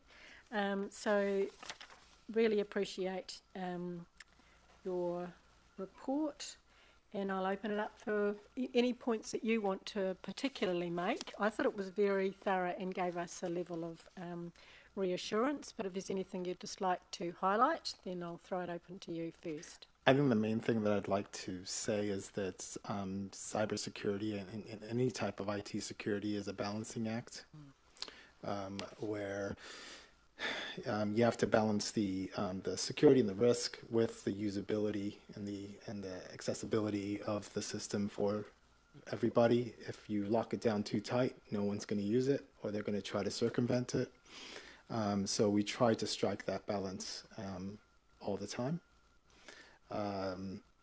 Some of the things like emerging technologies like AI, what we do is usually have some sort of we monitor and see what new threats kind of start developing or sensing in the horizon.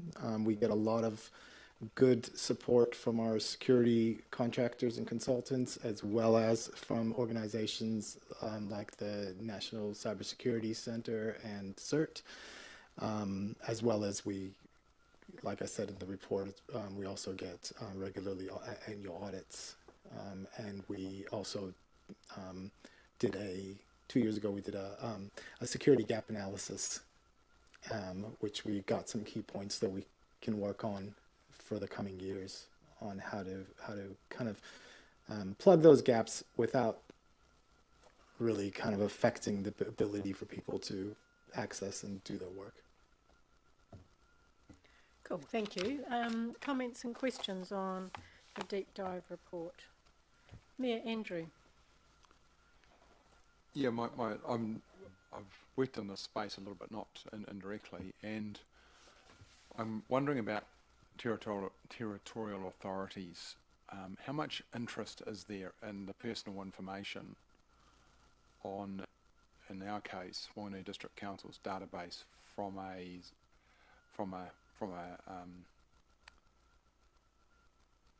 what are they called? People that hack. Hackers. Yeah. I mean, I would say that it's not that interesting. They might get a bit of rating information, but it's. I just want to get a sense of what the attraction is for a territorial authority.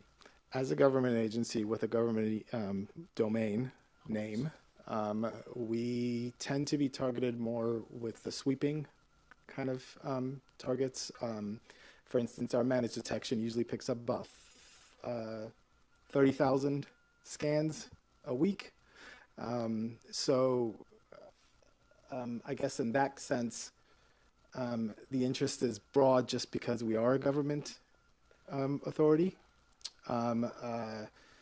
As far as specifically targeting, we don't.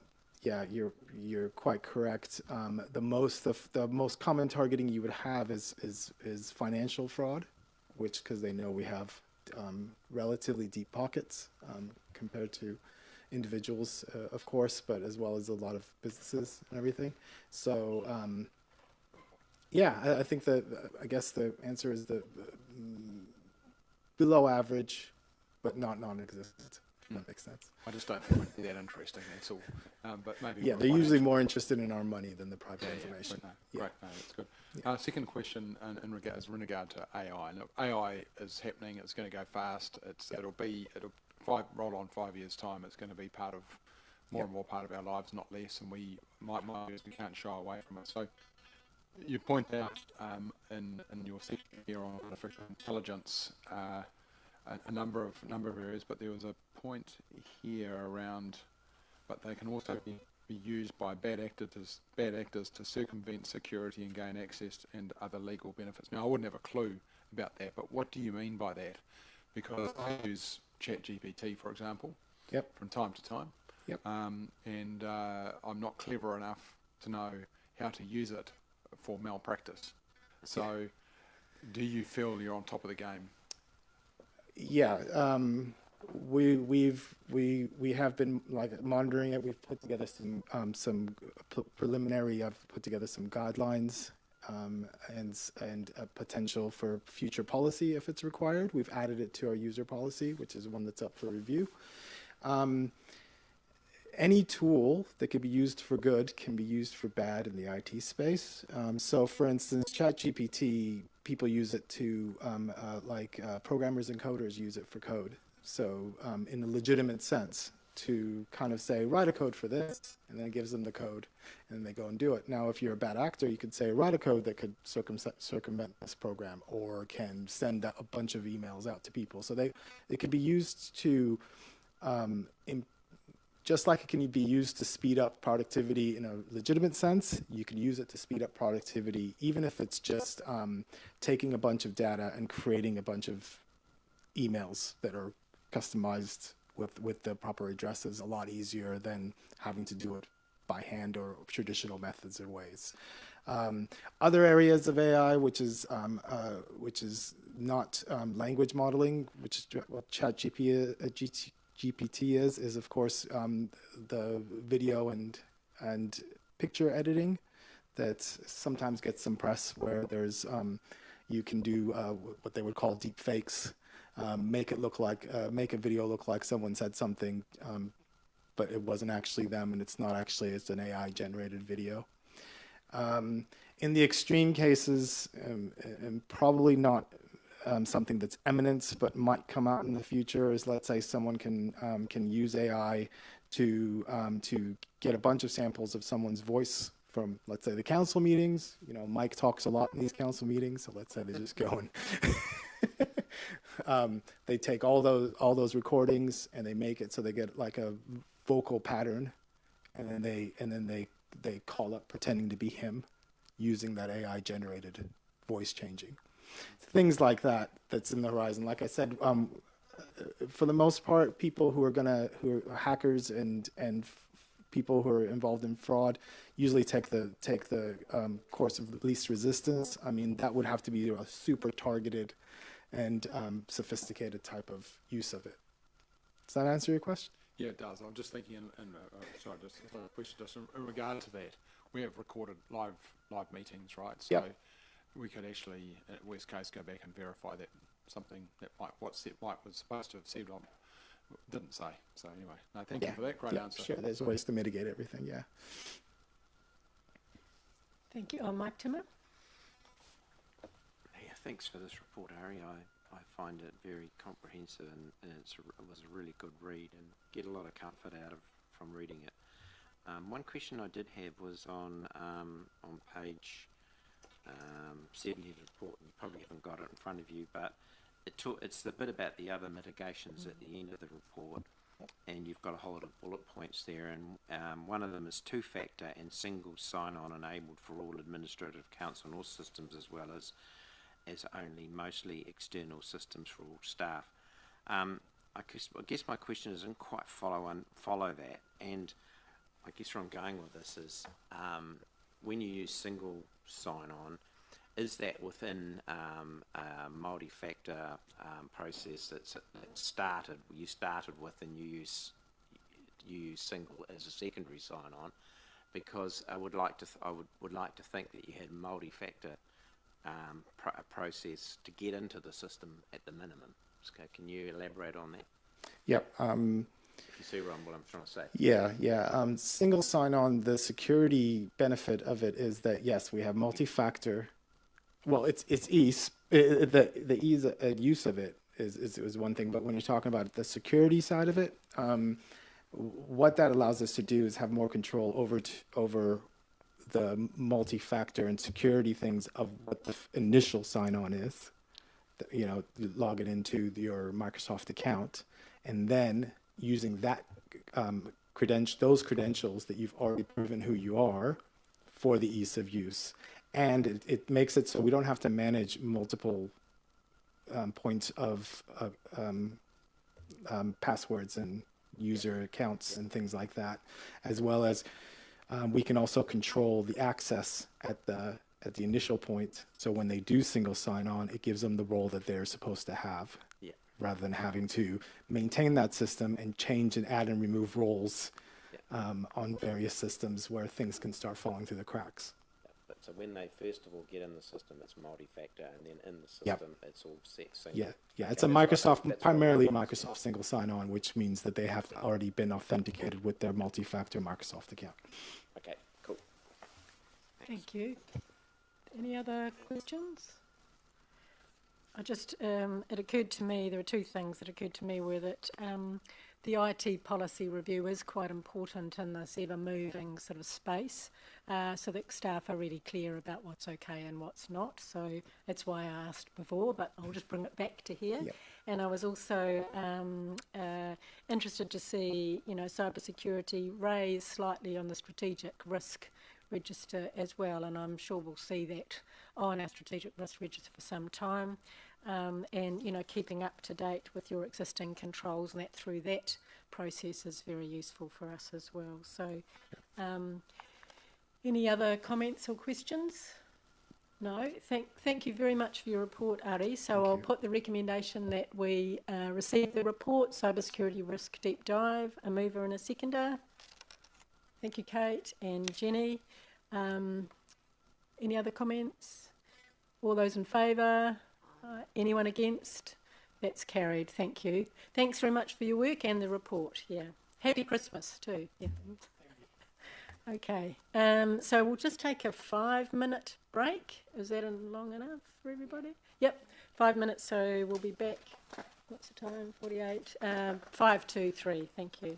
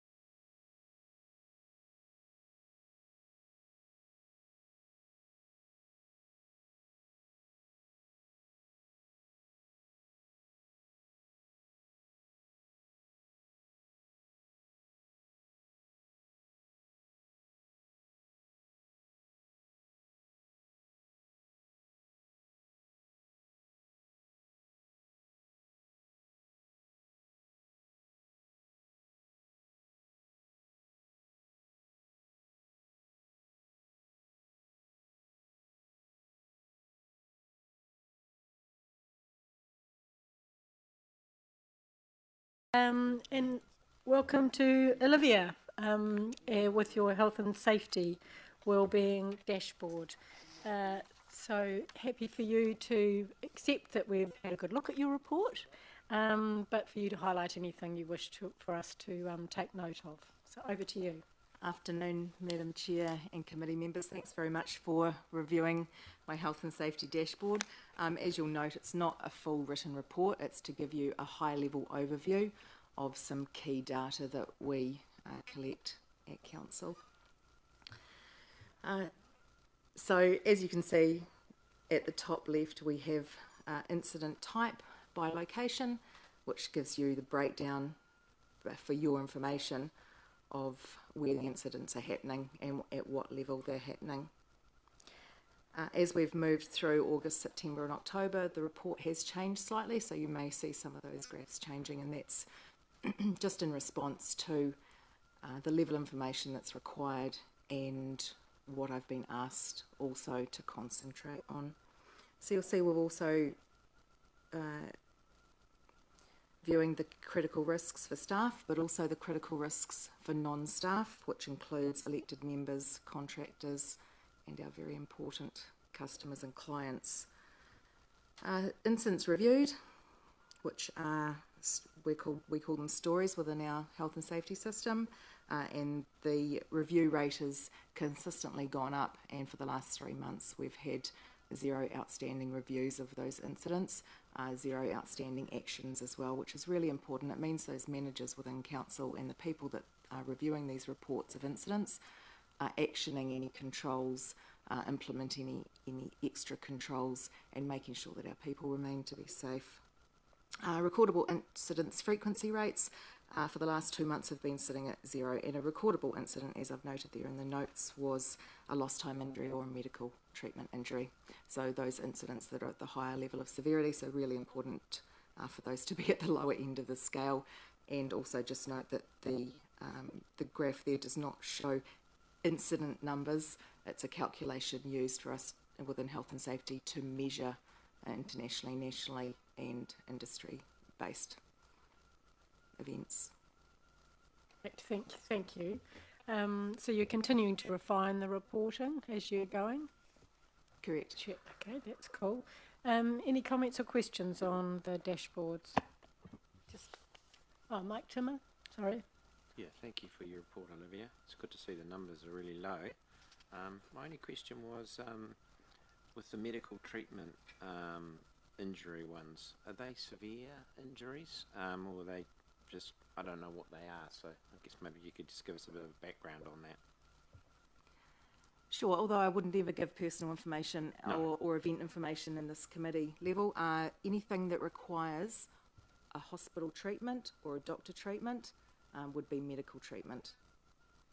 So the severity would depend on on the injury and the treatment they received. So anything that requires more than first aid is a medical treatment injury. So are these people that are having medical treatments, are they off work for extended periods? That would be shown in the lost time injury data. Okay. So the answer to that is probably not. Correct. Yeah. Okay. That's good. That's what I was trying to get to the bottom of. We haven't got some severe injuries. That's what I'm trying to trying to find out about. Yeah. Okay. Thank you. Councillor Jenny? Thank you. Olivia, I just wanted to apologise. This is the second meeting you've come to where you've come in and then we've had a break and you've had to wait to present to us, and it's the same information to almost all of us except for Mike and for Susan. So just want to acknowledge the report here, even though it's the second time today. So thank you very much. And the one thing that we did talk about this morning when we discussed it was the training the staff had on de-escalation around stuff, and that seems to be working extremely well. I don't know how pervasive that training is, but the more pervasive the better. Absolutely. So at the moment it's being rolled out with those customer facing teams, because that's where our critical risk lies, and then it'll move out throughout the organisation from there. Cool. Thank you. And I had no idea that that had happened this morning. And I think, so if I had known, I could have probably, managed it slightly differently for you. But I do think in the governance review, when we have a look, just as to where some of the health and safety responsibility lies, and knowing it's come through ops and performance this morning, the same dashboards, I think there's a conversation for us to have to make sure that we're not getting a repeat of information. It was just an odd, we had an additional ops and performance meeting added into the timetable, and it just had to fit this morning before this one. It won't usually happen. Right, that's fine, thank you. So thanks, Olivia, for bearing with us today. Councillor Peter. Yeah, I should have asked this morning. Sorry. You got another chance. Yeah, I get two bites at the apple. The training for front of office people, is that also available for councillors? It's an excellent question. I have no doubt that it could be. At the moment, it's being tailored for customer-facing staff, but there's no reason why it couldn't be retailored for councillors and other elected members. If you could give it some consideration. And knowing my predicament, I will probably not need it, but there are some that may. Thank you. Cool. Councillor Kate. Thank you. Thanks for the reports. They're sort of quite interesting. Just kind of thinking, do I understand this or not? Well, for me anyway, it's interesting. Just in regards to the electrocution, so if I'm reading this right, and I absolutely take your point about, personal information needs to be protected at all costs. So the lost time injury rate is low. So I could assume from that electrocution was not a significant electrocution, right? You are correct. Thank you. So to give you some background on that, as I've mentioned in the notes, that when we're analysing those critical risks, it could come from a near miss. And in this case, that's exactly where that information came from. Okay, so that was going to be my next question is, near misses are great. And how good do you think we are at reporting them? We're on a learning journey, as is most organisations in New Zealand. Yeah. We're not perfect, but the more people are comfortable with the systems and the more people are comfortable with reporting near misses, the more near misses will get reported, and then we'll be able to trend what's actually causing the risk or the hazards, and we can move from there. So where would you say we are on the journey? Oh, we're a little bit behind some of the major industries, but we're definitely well ahead of some other councils within New Zealand. And can you describe to me what we're doing to encourage reporting of near misses? Engagement of managers and staff, so making them feel comfortable with the reporting system, but making them feel comfortable also with the fact that those near misses are actually being reviewed. We're actually talking about them. We're using those near misses to have a safety conversation about how we can improve our processes, and by involving the managers and their staff, who are usually the ones that are facing those risks, then we can get some forward movement. Fantastic, thank you. Mike Timmer. I'm all done, thanks. Oh, you're done. Right. That's cool. Okay. Comment. I just another comment. I think this is one of the circumstances where it's really important not to have a KPI that says 0 near misses, because then you drive people underground and they won't report. Whereas if you open it up to, we want the near misses, I'm not saying you should have a KPI to have 10, but I think there's real value in we're being really careful about how things are measured. I can. Yes, that's great. I think KPIs are really important for monitoring what data you're trying to pull from your systems, but I don't think they're the full picture. Yeah. And it's what behaviour it actually, encourages. So it's a good point, Jenny. Yeah, thank you. Okay. Any other comments? Questions? Otherwise, I'll move the recommendation that we receive the report, Health and Safety and Wellbeing Informational Dashboards, and Jenny will second. Thank you. Any other comments? All those in favour? Anyone against? No, that's carried. Thank you very much, Olivia. And looks like sort of 3 months or so of going back to August. When did you start in the role? May, okay. So, yeah, you're really building the reporting up. So thank you very much. And we appreciate your report. My absolute pleasure. Yeah, Thank you very good. much. Happy Christmas to you from the committee here. Okay. Back to you, Debbie, the Statutory Legal Compliance Exception Report. This was another one of those reports which are really good to have, but you know, we know that tells us some things that we need to do a bit better. But I'll throw it over to you, and if you could just provide any highlights for us, and then we'll open for discussion. Thank you. Okay, through the Chair, this report is new for the committee. It was initiated at the request of David, the CE, for the committee to have an awareness, but also the organisation to have an awareness of our statutory legal compliance and the many, many different parts that actually make that up. So this is an exception report, so it's not going to detail every part of legal compliance, but it's actually by exception. So you will receive this report every quarter, so it will be retrospective. It does link to some existing KPIs, which could be subject to review as part of the LTP as well. So this is the first time you've received this report. I'm going to take it as read and happy to answer any questions. And I see that CE David has his button on already. So. Cool. Over to you, David. Well, through you, Madam Chair, I wasn't going to say anything, but Debbie kindly name dropped me. So just to add to her introduction, I think there's somewhere of the order of 130 different pieces of legislation that we need to maintain compliance with. And on the whole, our organisation does a really good job of meeting all of our legislative requirements, but this is a case of providing exception reporting so you can see the wood for the trees. And where we know we have non-compliances, we ought to be A, telling you, and then B, telling you what it is we're doing to correct that and make sure we get back to compliance as quickly as possible. So that's the purpose of this report. And that's great. We appreciate that. And getting the exceptions rather than the 130, you know, is very useful. Thank you. Mayor Andrew. Yeah, look, obviously we've got a change of government, so we'll see a whole lot of repeal and replace, plus new legislation coming our way. So it would be good to, this is the first report, but it would be good to just get an ongoing status of those, in particular, what the implications are for our council. And my question around that is this the right committee for that?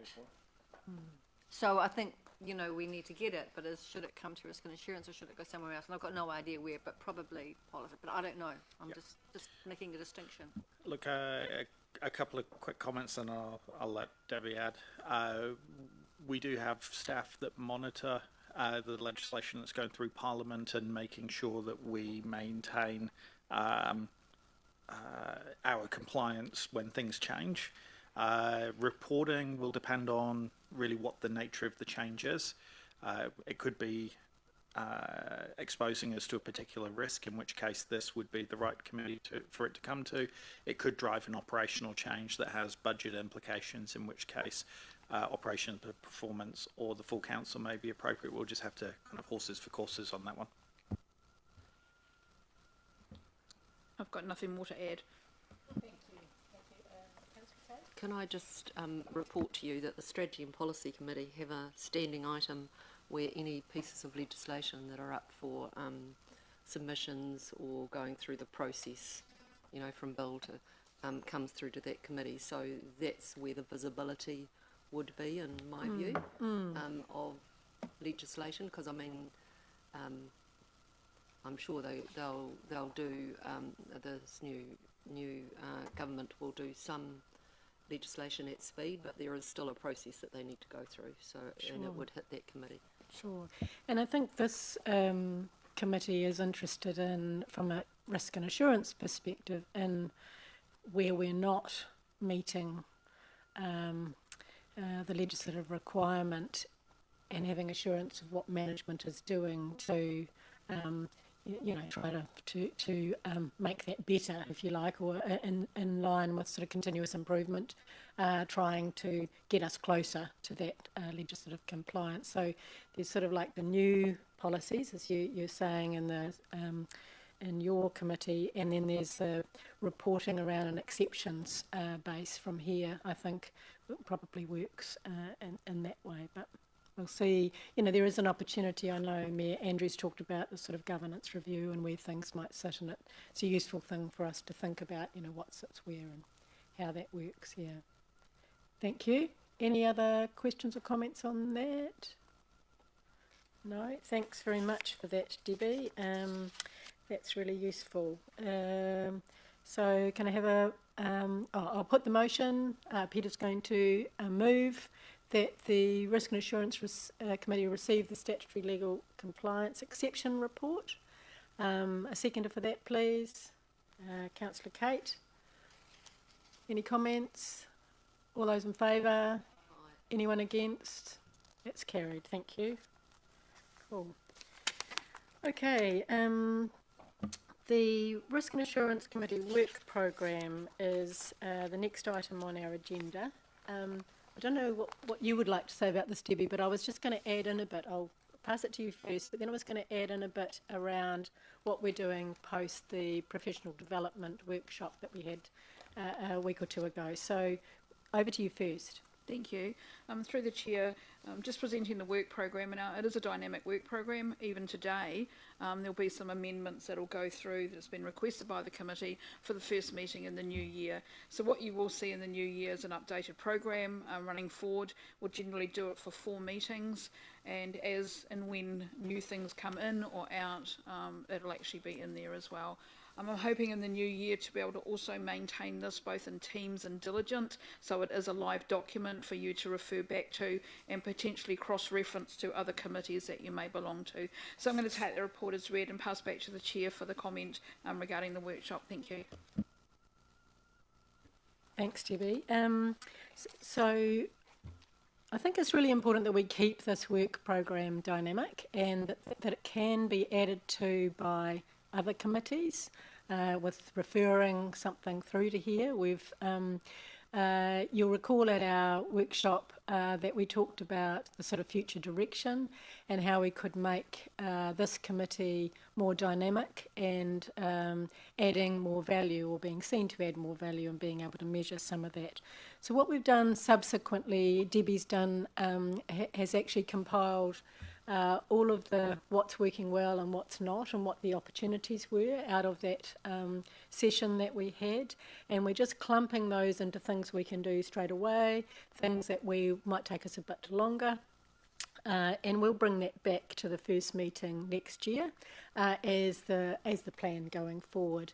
As well, on the top of that, we'll have 3 or 4 key strategic objectives for this committee for us to consider, and maybe just 2 simple measures. I'm not putting in more measures, but something that would give us an indicator that this committee is providing value, minimising loss for the council and for ratepayers.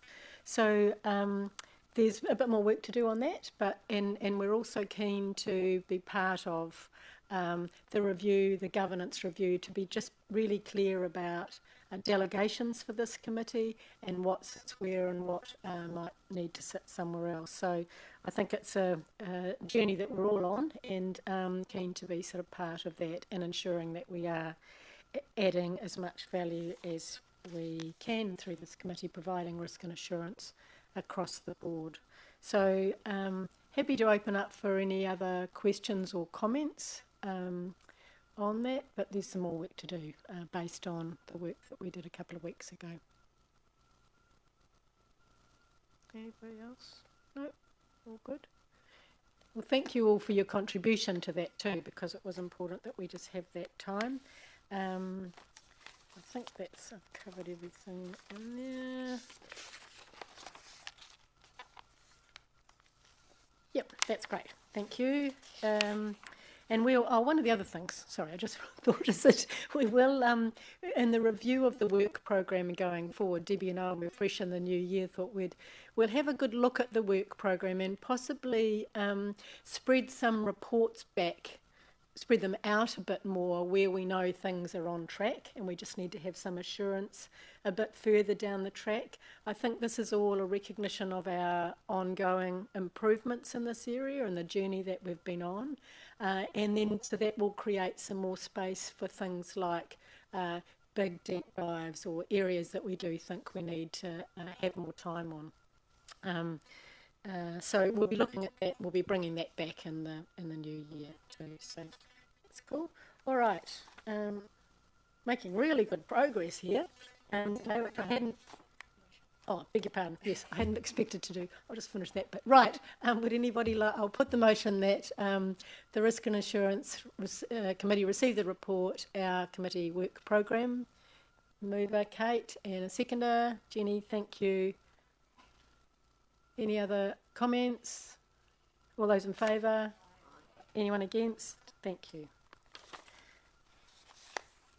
Okay, Debbie, back to you with the strategic risk report, and thanks for your work on that. It's interesting to see the movements in the strategic risk report. And I think this is one of the areas that we should include in our update to the full council as to what we are seeing in this space. So, feel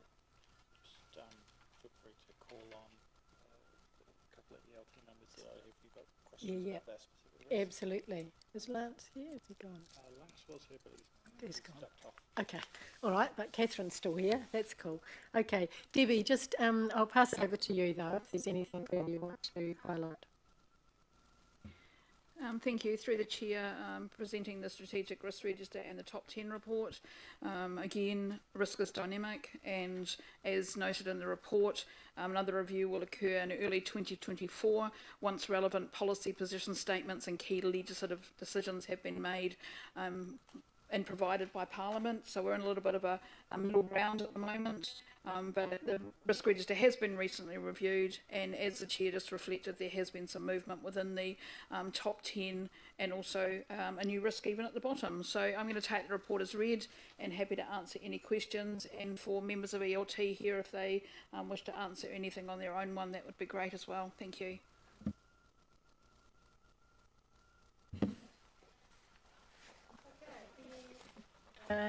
Thank you. Mayor Andrew.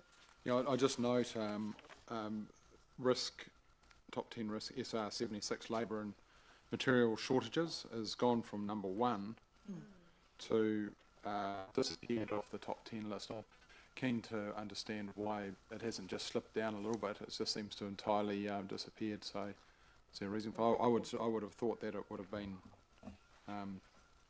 going from one to nothing is quite a drastic change.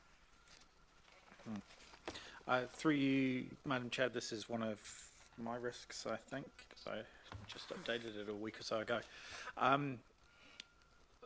Look, whilst it has slipped down the ranking of our risks quite considerably, it's certainly not off the risk register and off our radar, but it's certainly, at this point in time, not materially impacting on our work programme. Our alliance contract and our new approach to procuring in larger packages for some of our infrastructure works has really helped mitigate the labour supply side of things. And then a lot of the materials we're using at the moment are not ones that are in short supply. We're spending $6 million on the airport runway, for example, so it's readily available. So the actual impact that it's having on our work program didn't match the higher rating that we had in that. So it's been adjusted to reflect our current reality, but it's certainly not off the radar entirely. Yeah, no, you've mentioned that in the amendment summary, but just thought it'd be good to understand that. Thank you. Any other questions?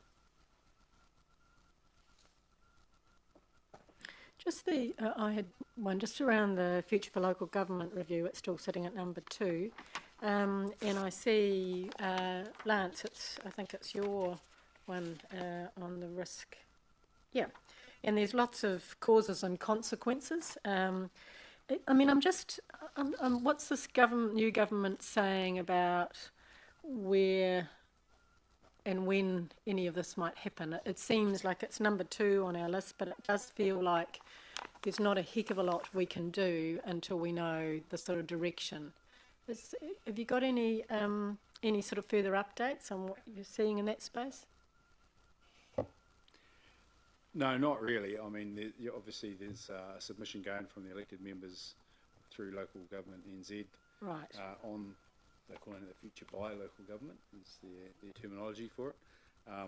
But I think in due course a review may shift this current risk. But yeah, we haven't heard much about it, have we, since the new government's been in place? So.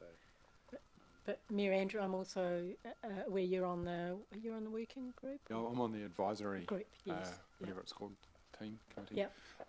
So I can give it a little bit of an update That'd if you be like. Great, thank you.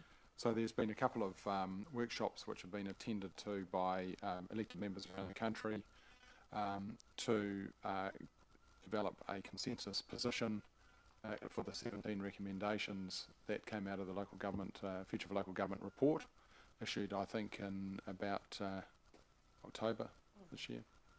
No, probably before that actually. Can't remember. Anyway, there was that was October last year. There was a draft report and a final report this year. So of those 17 recommendations, now they've been distilled down to 5 focus areas, which all councils around the country are voting on, each of those 5 independently, so separately I should say. And there is a special general meeting on Monday, in Monday the 10th, to vote on those 5 items as to the direction. In regard to central government, the new government's appetite for those, we'll wait and see.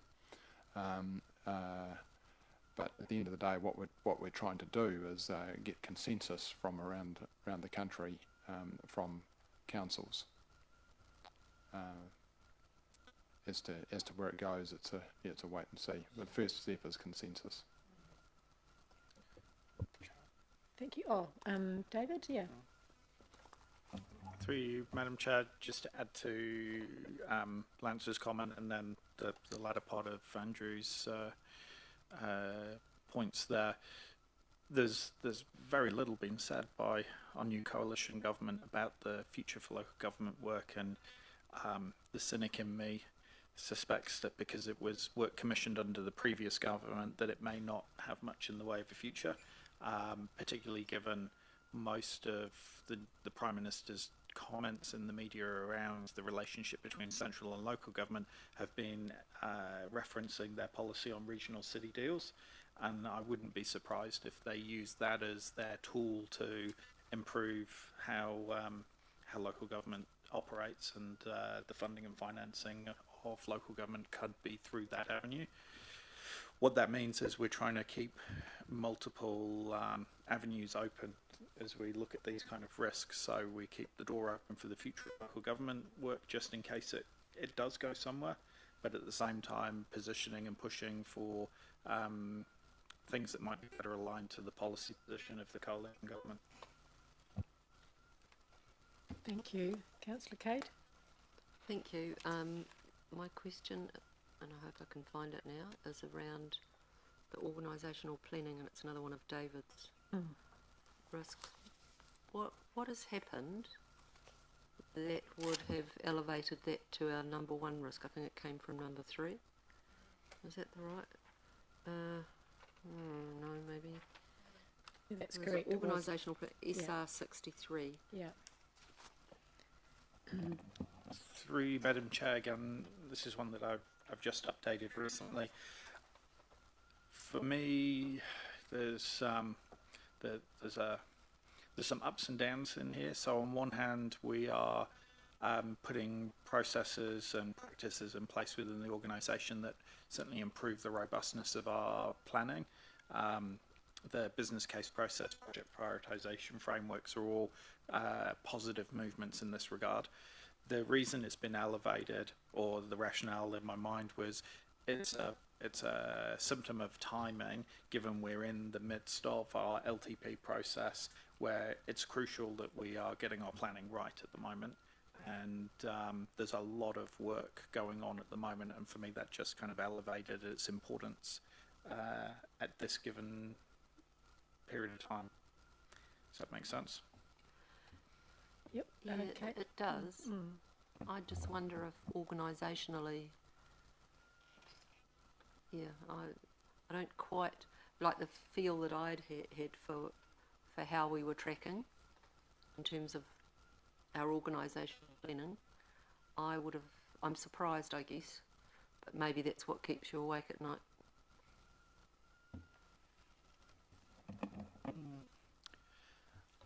I think as well, taking a broader view of our organisational planning, you heard some comments from me around the state of our current district plan, for example, is one of our main planning tools for governing the growth that occurs within the district, and how that's out of date in some sections, and other sections largely written during a period of relatively stable population and not much in the way of growth. Those are things that certainly do keep me awake at night, and having kind of tangible impacts on our ability to consent and enable new development to occur. So on balance of all of those things, as well as the point in time we're at the crunchy end of our LTP, we've got a $500 million capital program in draft, plus more than $1 billion operating plan for the organisation for the next 10 years. Making sure that planning's on point is critical at the next 3 or 4 months. So, yeah, yes, improvement's been made, but also we're still discovering areas for improvement. And I know that there's the, Lance, we were looking at the project management framework coming to this meeting that gives a greater level of assurance around processes within the organisation. I didn't think there would be time at this meeting to handle that, but I guess that isn't yet embedded in the organisation. It's still to be implemented. So that's a really big, I would have thought quite a big change for the organisation, and we'll get that at our next meeting anyway, but that contributes to mitigating some of the organisational planning and concern, I think, going forward, that you've got that in place. David? Yeah. And probably one of the final comment I'd make is one of our improvements we've recently made from a risk management point of view is opening up the risk management software so that we're all actively working and editing it live in the system rather than funneling everything through Debbie. One of the things that certainly highlighted to me is a lot of these strategic risks are risks that I inherited coming in and were assigned to me as the new CEO. Now that I'm spending a lot more time with ease of accessibility in the risk register itself, has been a long day. Able to review and update them on an ongoing basis. I'm critiquing the risks a little bit more, and actually where they originally started from was maybe a little bit generous compared to where I view them now. Some of the descriptions aren't quite accurate or could be improved, so there's going to be quite a bit of change in the next few months as we continue just to go through and refresh those risks on a much more responsive basis, because our old way of working was very clunky. So as a result, you probably, some of the changes that was needed weren't being made because it was too difficult to operate the system. Now that we've eased that, it's much easier. We're making the improvements, and some of the movements are actually a reflection of some of those corrections that were dormant in the background that needed to be made anyway. So should I assume then that this is about the distillation of better information rather than the elevation of a risk? Because, like I would suggest to you, and tell me if I'm wrong, that there is some good fundamental planning that's gone on, that I would have suggested that our high risk, you know, and this is an intuitive thing rather than a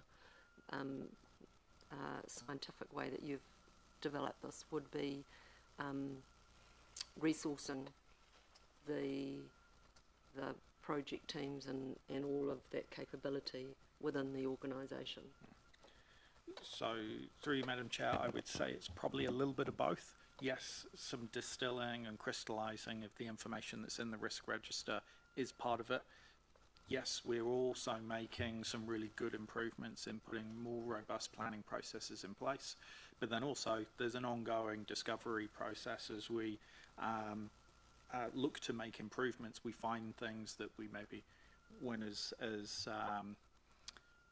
didn't have such good oversight over, that now that we do, we're updating, we're putting further improvements in place, and that's also reflected in our risk register of a better understanding of our current reality, and in parts it's not quite as good as we thought it was, and now we're starting to correct that. So it's a combination of all three of those things. Okay, thank you. Yeah, we know we've got Catherine here, so I don't want to pick on you, but it's a useful time. Just in relation to the risks in your area, I'd be very interested to hear where you see the future. What's on the horizon for you? Where do you see the problems in the future? And I know it's not an easy question to answer, but I guess I'm just trying to understand from your side of the business, because you're looking after IT, and I noticed you've got one of a risk there with Lagoima and stuff. But I just wondered where you see what's your biggest concern in the future. Well, there's a number. Yep. I guess when it comes to our people, and local government is a interesting place to work. We run at speed a lot of the time. We have lots of things coming at us in all sorts of directions. So people's resilience can be a concern sometimes, and the difficult things that we face on a day-to-day basis. I do worry about us ability to recruit and attract. I mean, we've got a lot better at doing that in the way that we do attract, but there's always going to be roles that are difficult to recruit to. I won't make my bones about, planners is a very good example of that. I guess our ageing workforce, where we could be at risk at that, where we might be losing, and I'm not looking at you, Mike,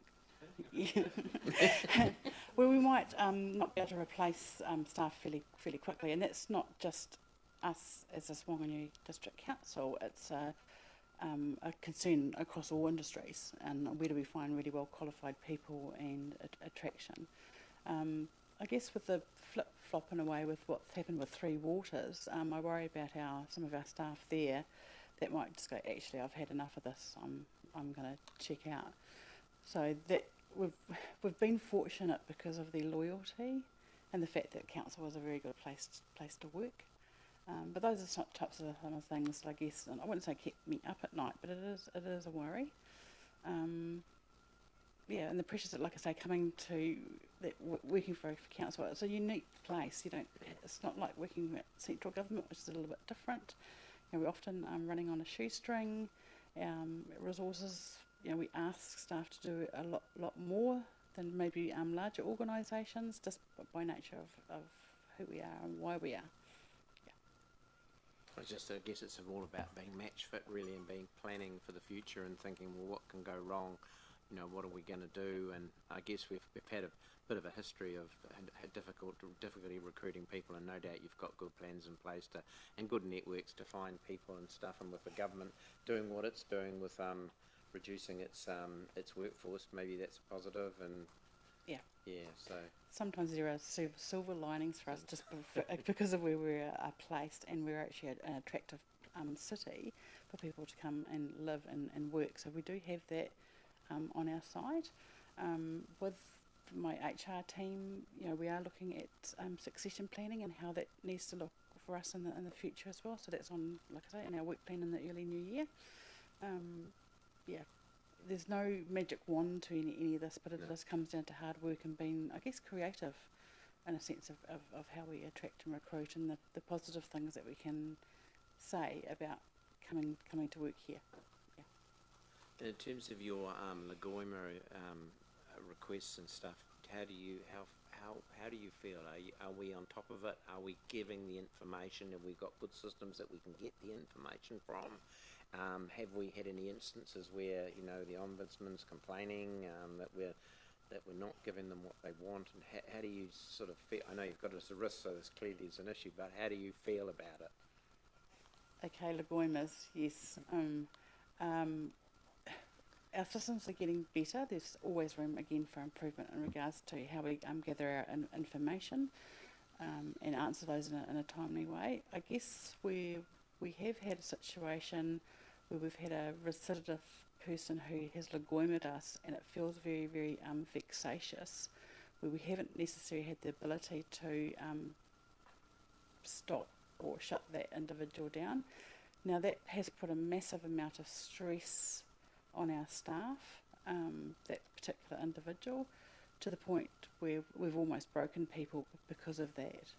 And the level and the amount of that particular Lagoima or information they've been requesting has been really quite concerning. So we do feel a little bit powerless to be able to say, no, we're not supplying you any information or repeated supply of information. So I think that's something around this table we need to be really cognizant about that and the impacts that it does have on our staff.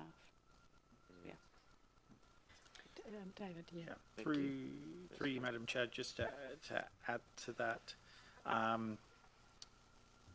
we do receive occasional complaints about our Lagoima handling that go to the Ombudsman.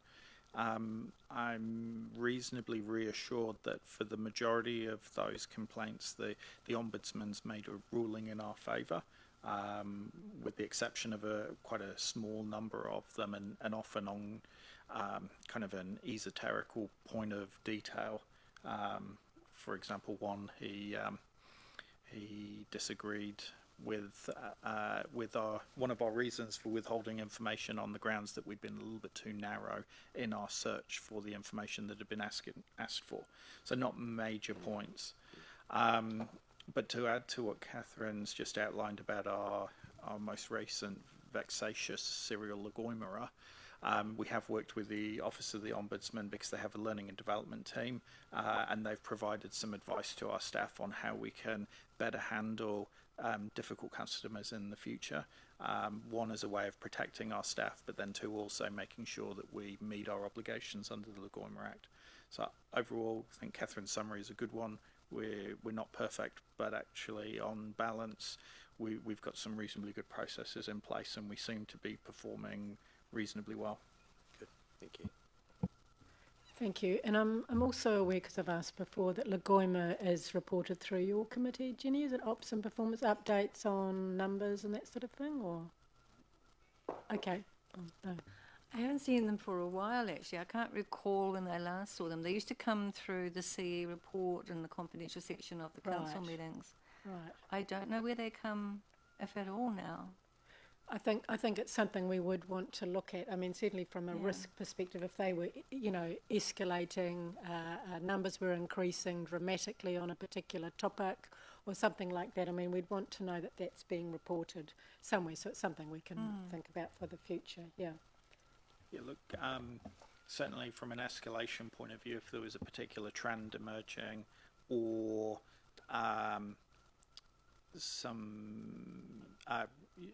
some requests that had the potential to be quite risky, maybe from a reputational or political point of view, we'd certainly highlight them to the committee when we receive them.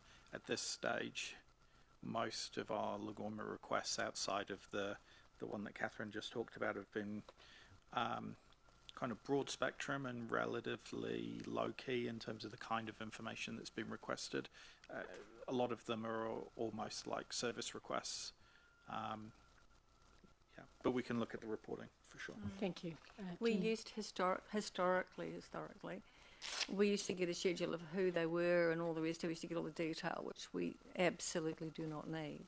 But it was kind of handy every so often to get the schedule that just said, it showed the trend. Yes. And what happened in September? Look, the numbers jumped up. Oh, it was that. You know, it's just that kind of thing. Yeah, I think that's cool. So that you've said that you'll have a look at that. Yeah, Yeah, that's yeah. great. Probably even more importantly is not the legoimas that we're getting, but it's the feedback from the Office of the Ombudsman about how we're treating them. Yep, Just as important. That's a good point, yeah. Okay, thank you. Any other comments or questions on the strategic risk report? We really do appreciate your work on this, and it's been interesting to hear from David about the sort of greater access to updating that, and what that's meant for him in terms of looking at the risks. I mean, when you get this, well, this isn't all of it, but you get this report and reading through, I know that it's a lot of work, but what it gives us assurance about is the fact that you are updating, you are thinking about what's changed and what's shifted, and that's really important in this space. And as I said before, I think it's important that we do highlight to the full council, every time we meet with them, as to what the big strategic risks are, and just to get their feedback on that as well. So thank you for that. I'll put the motion that the Risk and Assurance Committee receive the report, the strategic risk report for December. I'm happy to move that. Just a seconder. Thank you, Mike Timmer. All those in favour? Anyone against? That's carried. Thank you, Catherine and Lance, for being here to answer questions on that, and your responses too, David. They've been very valuable for us. On that note, are there any other items?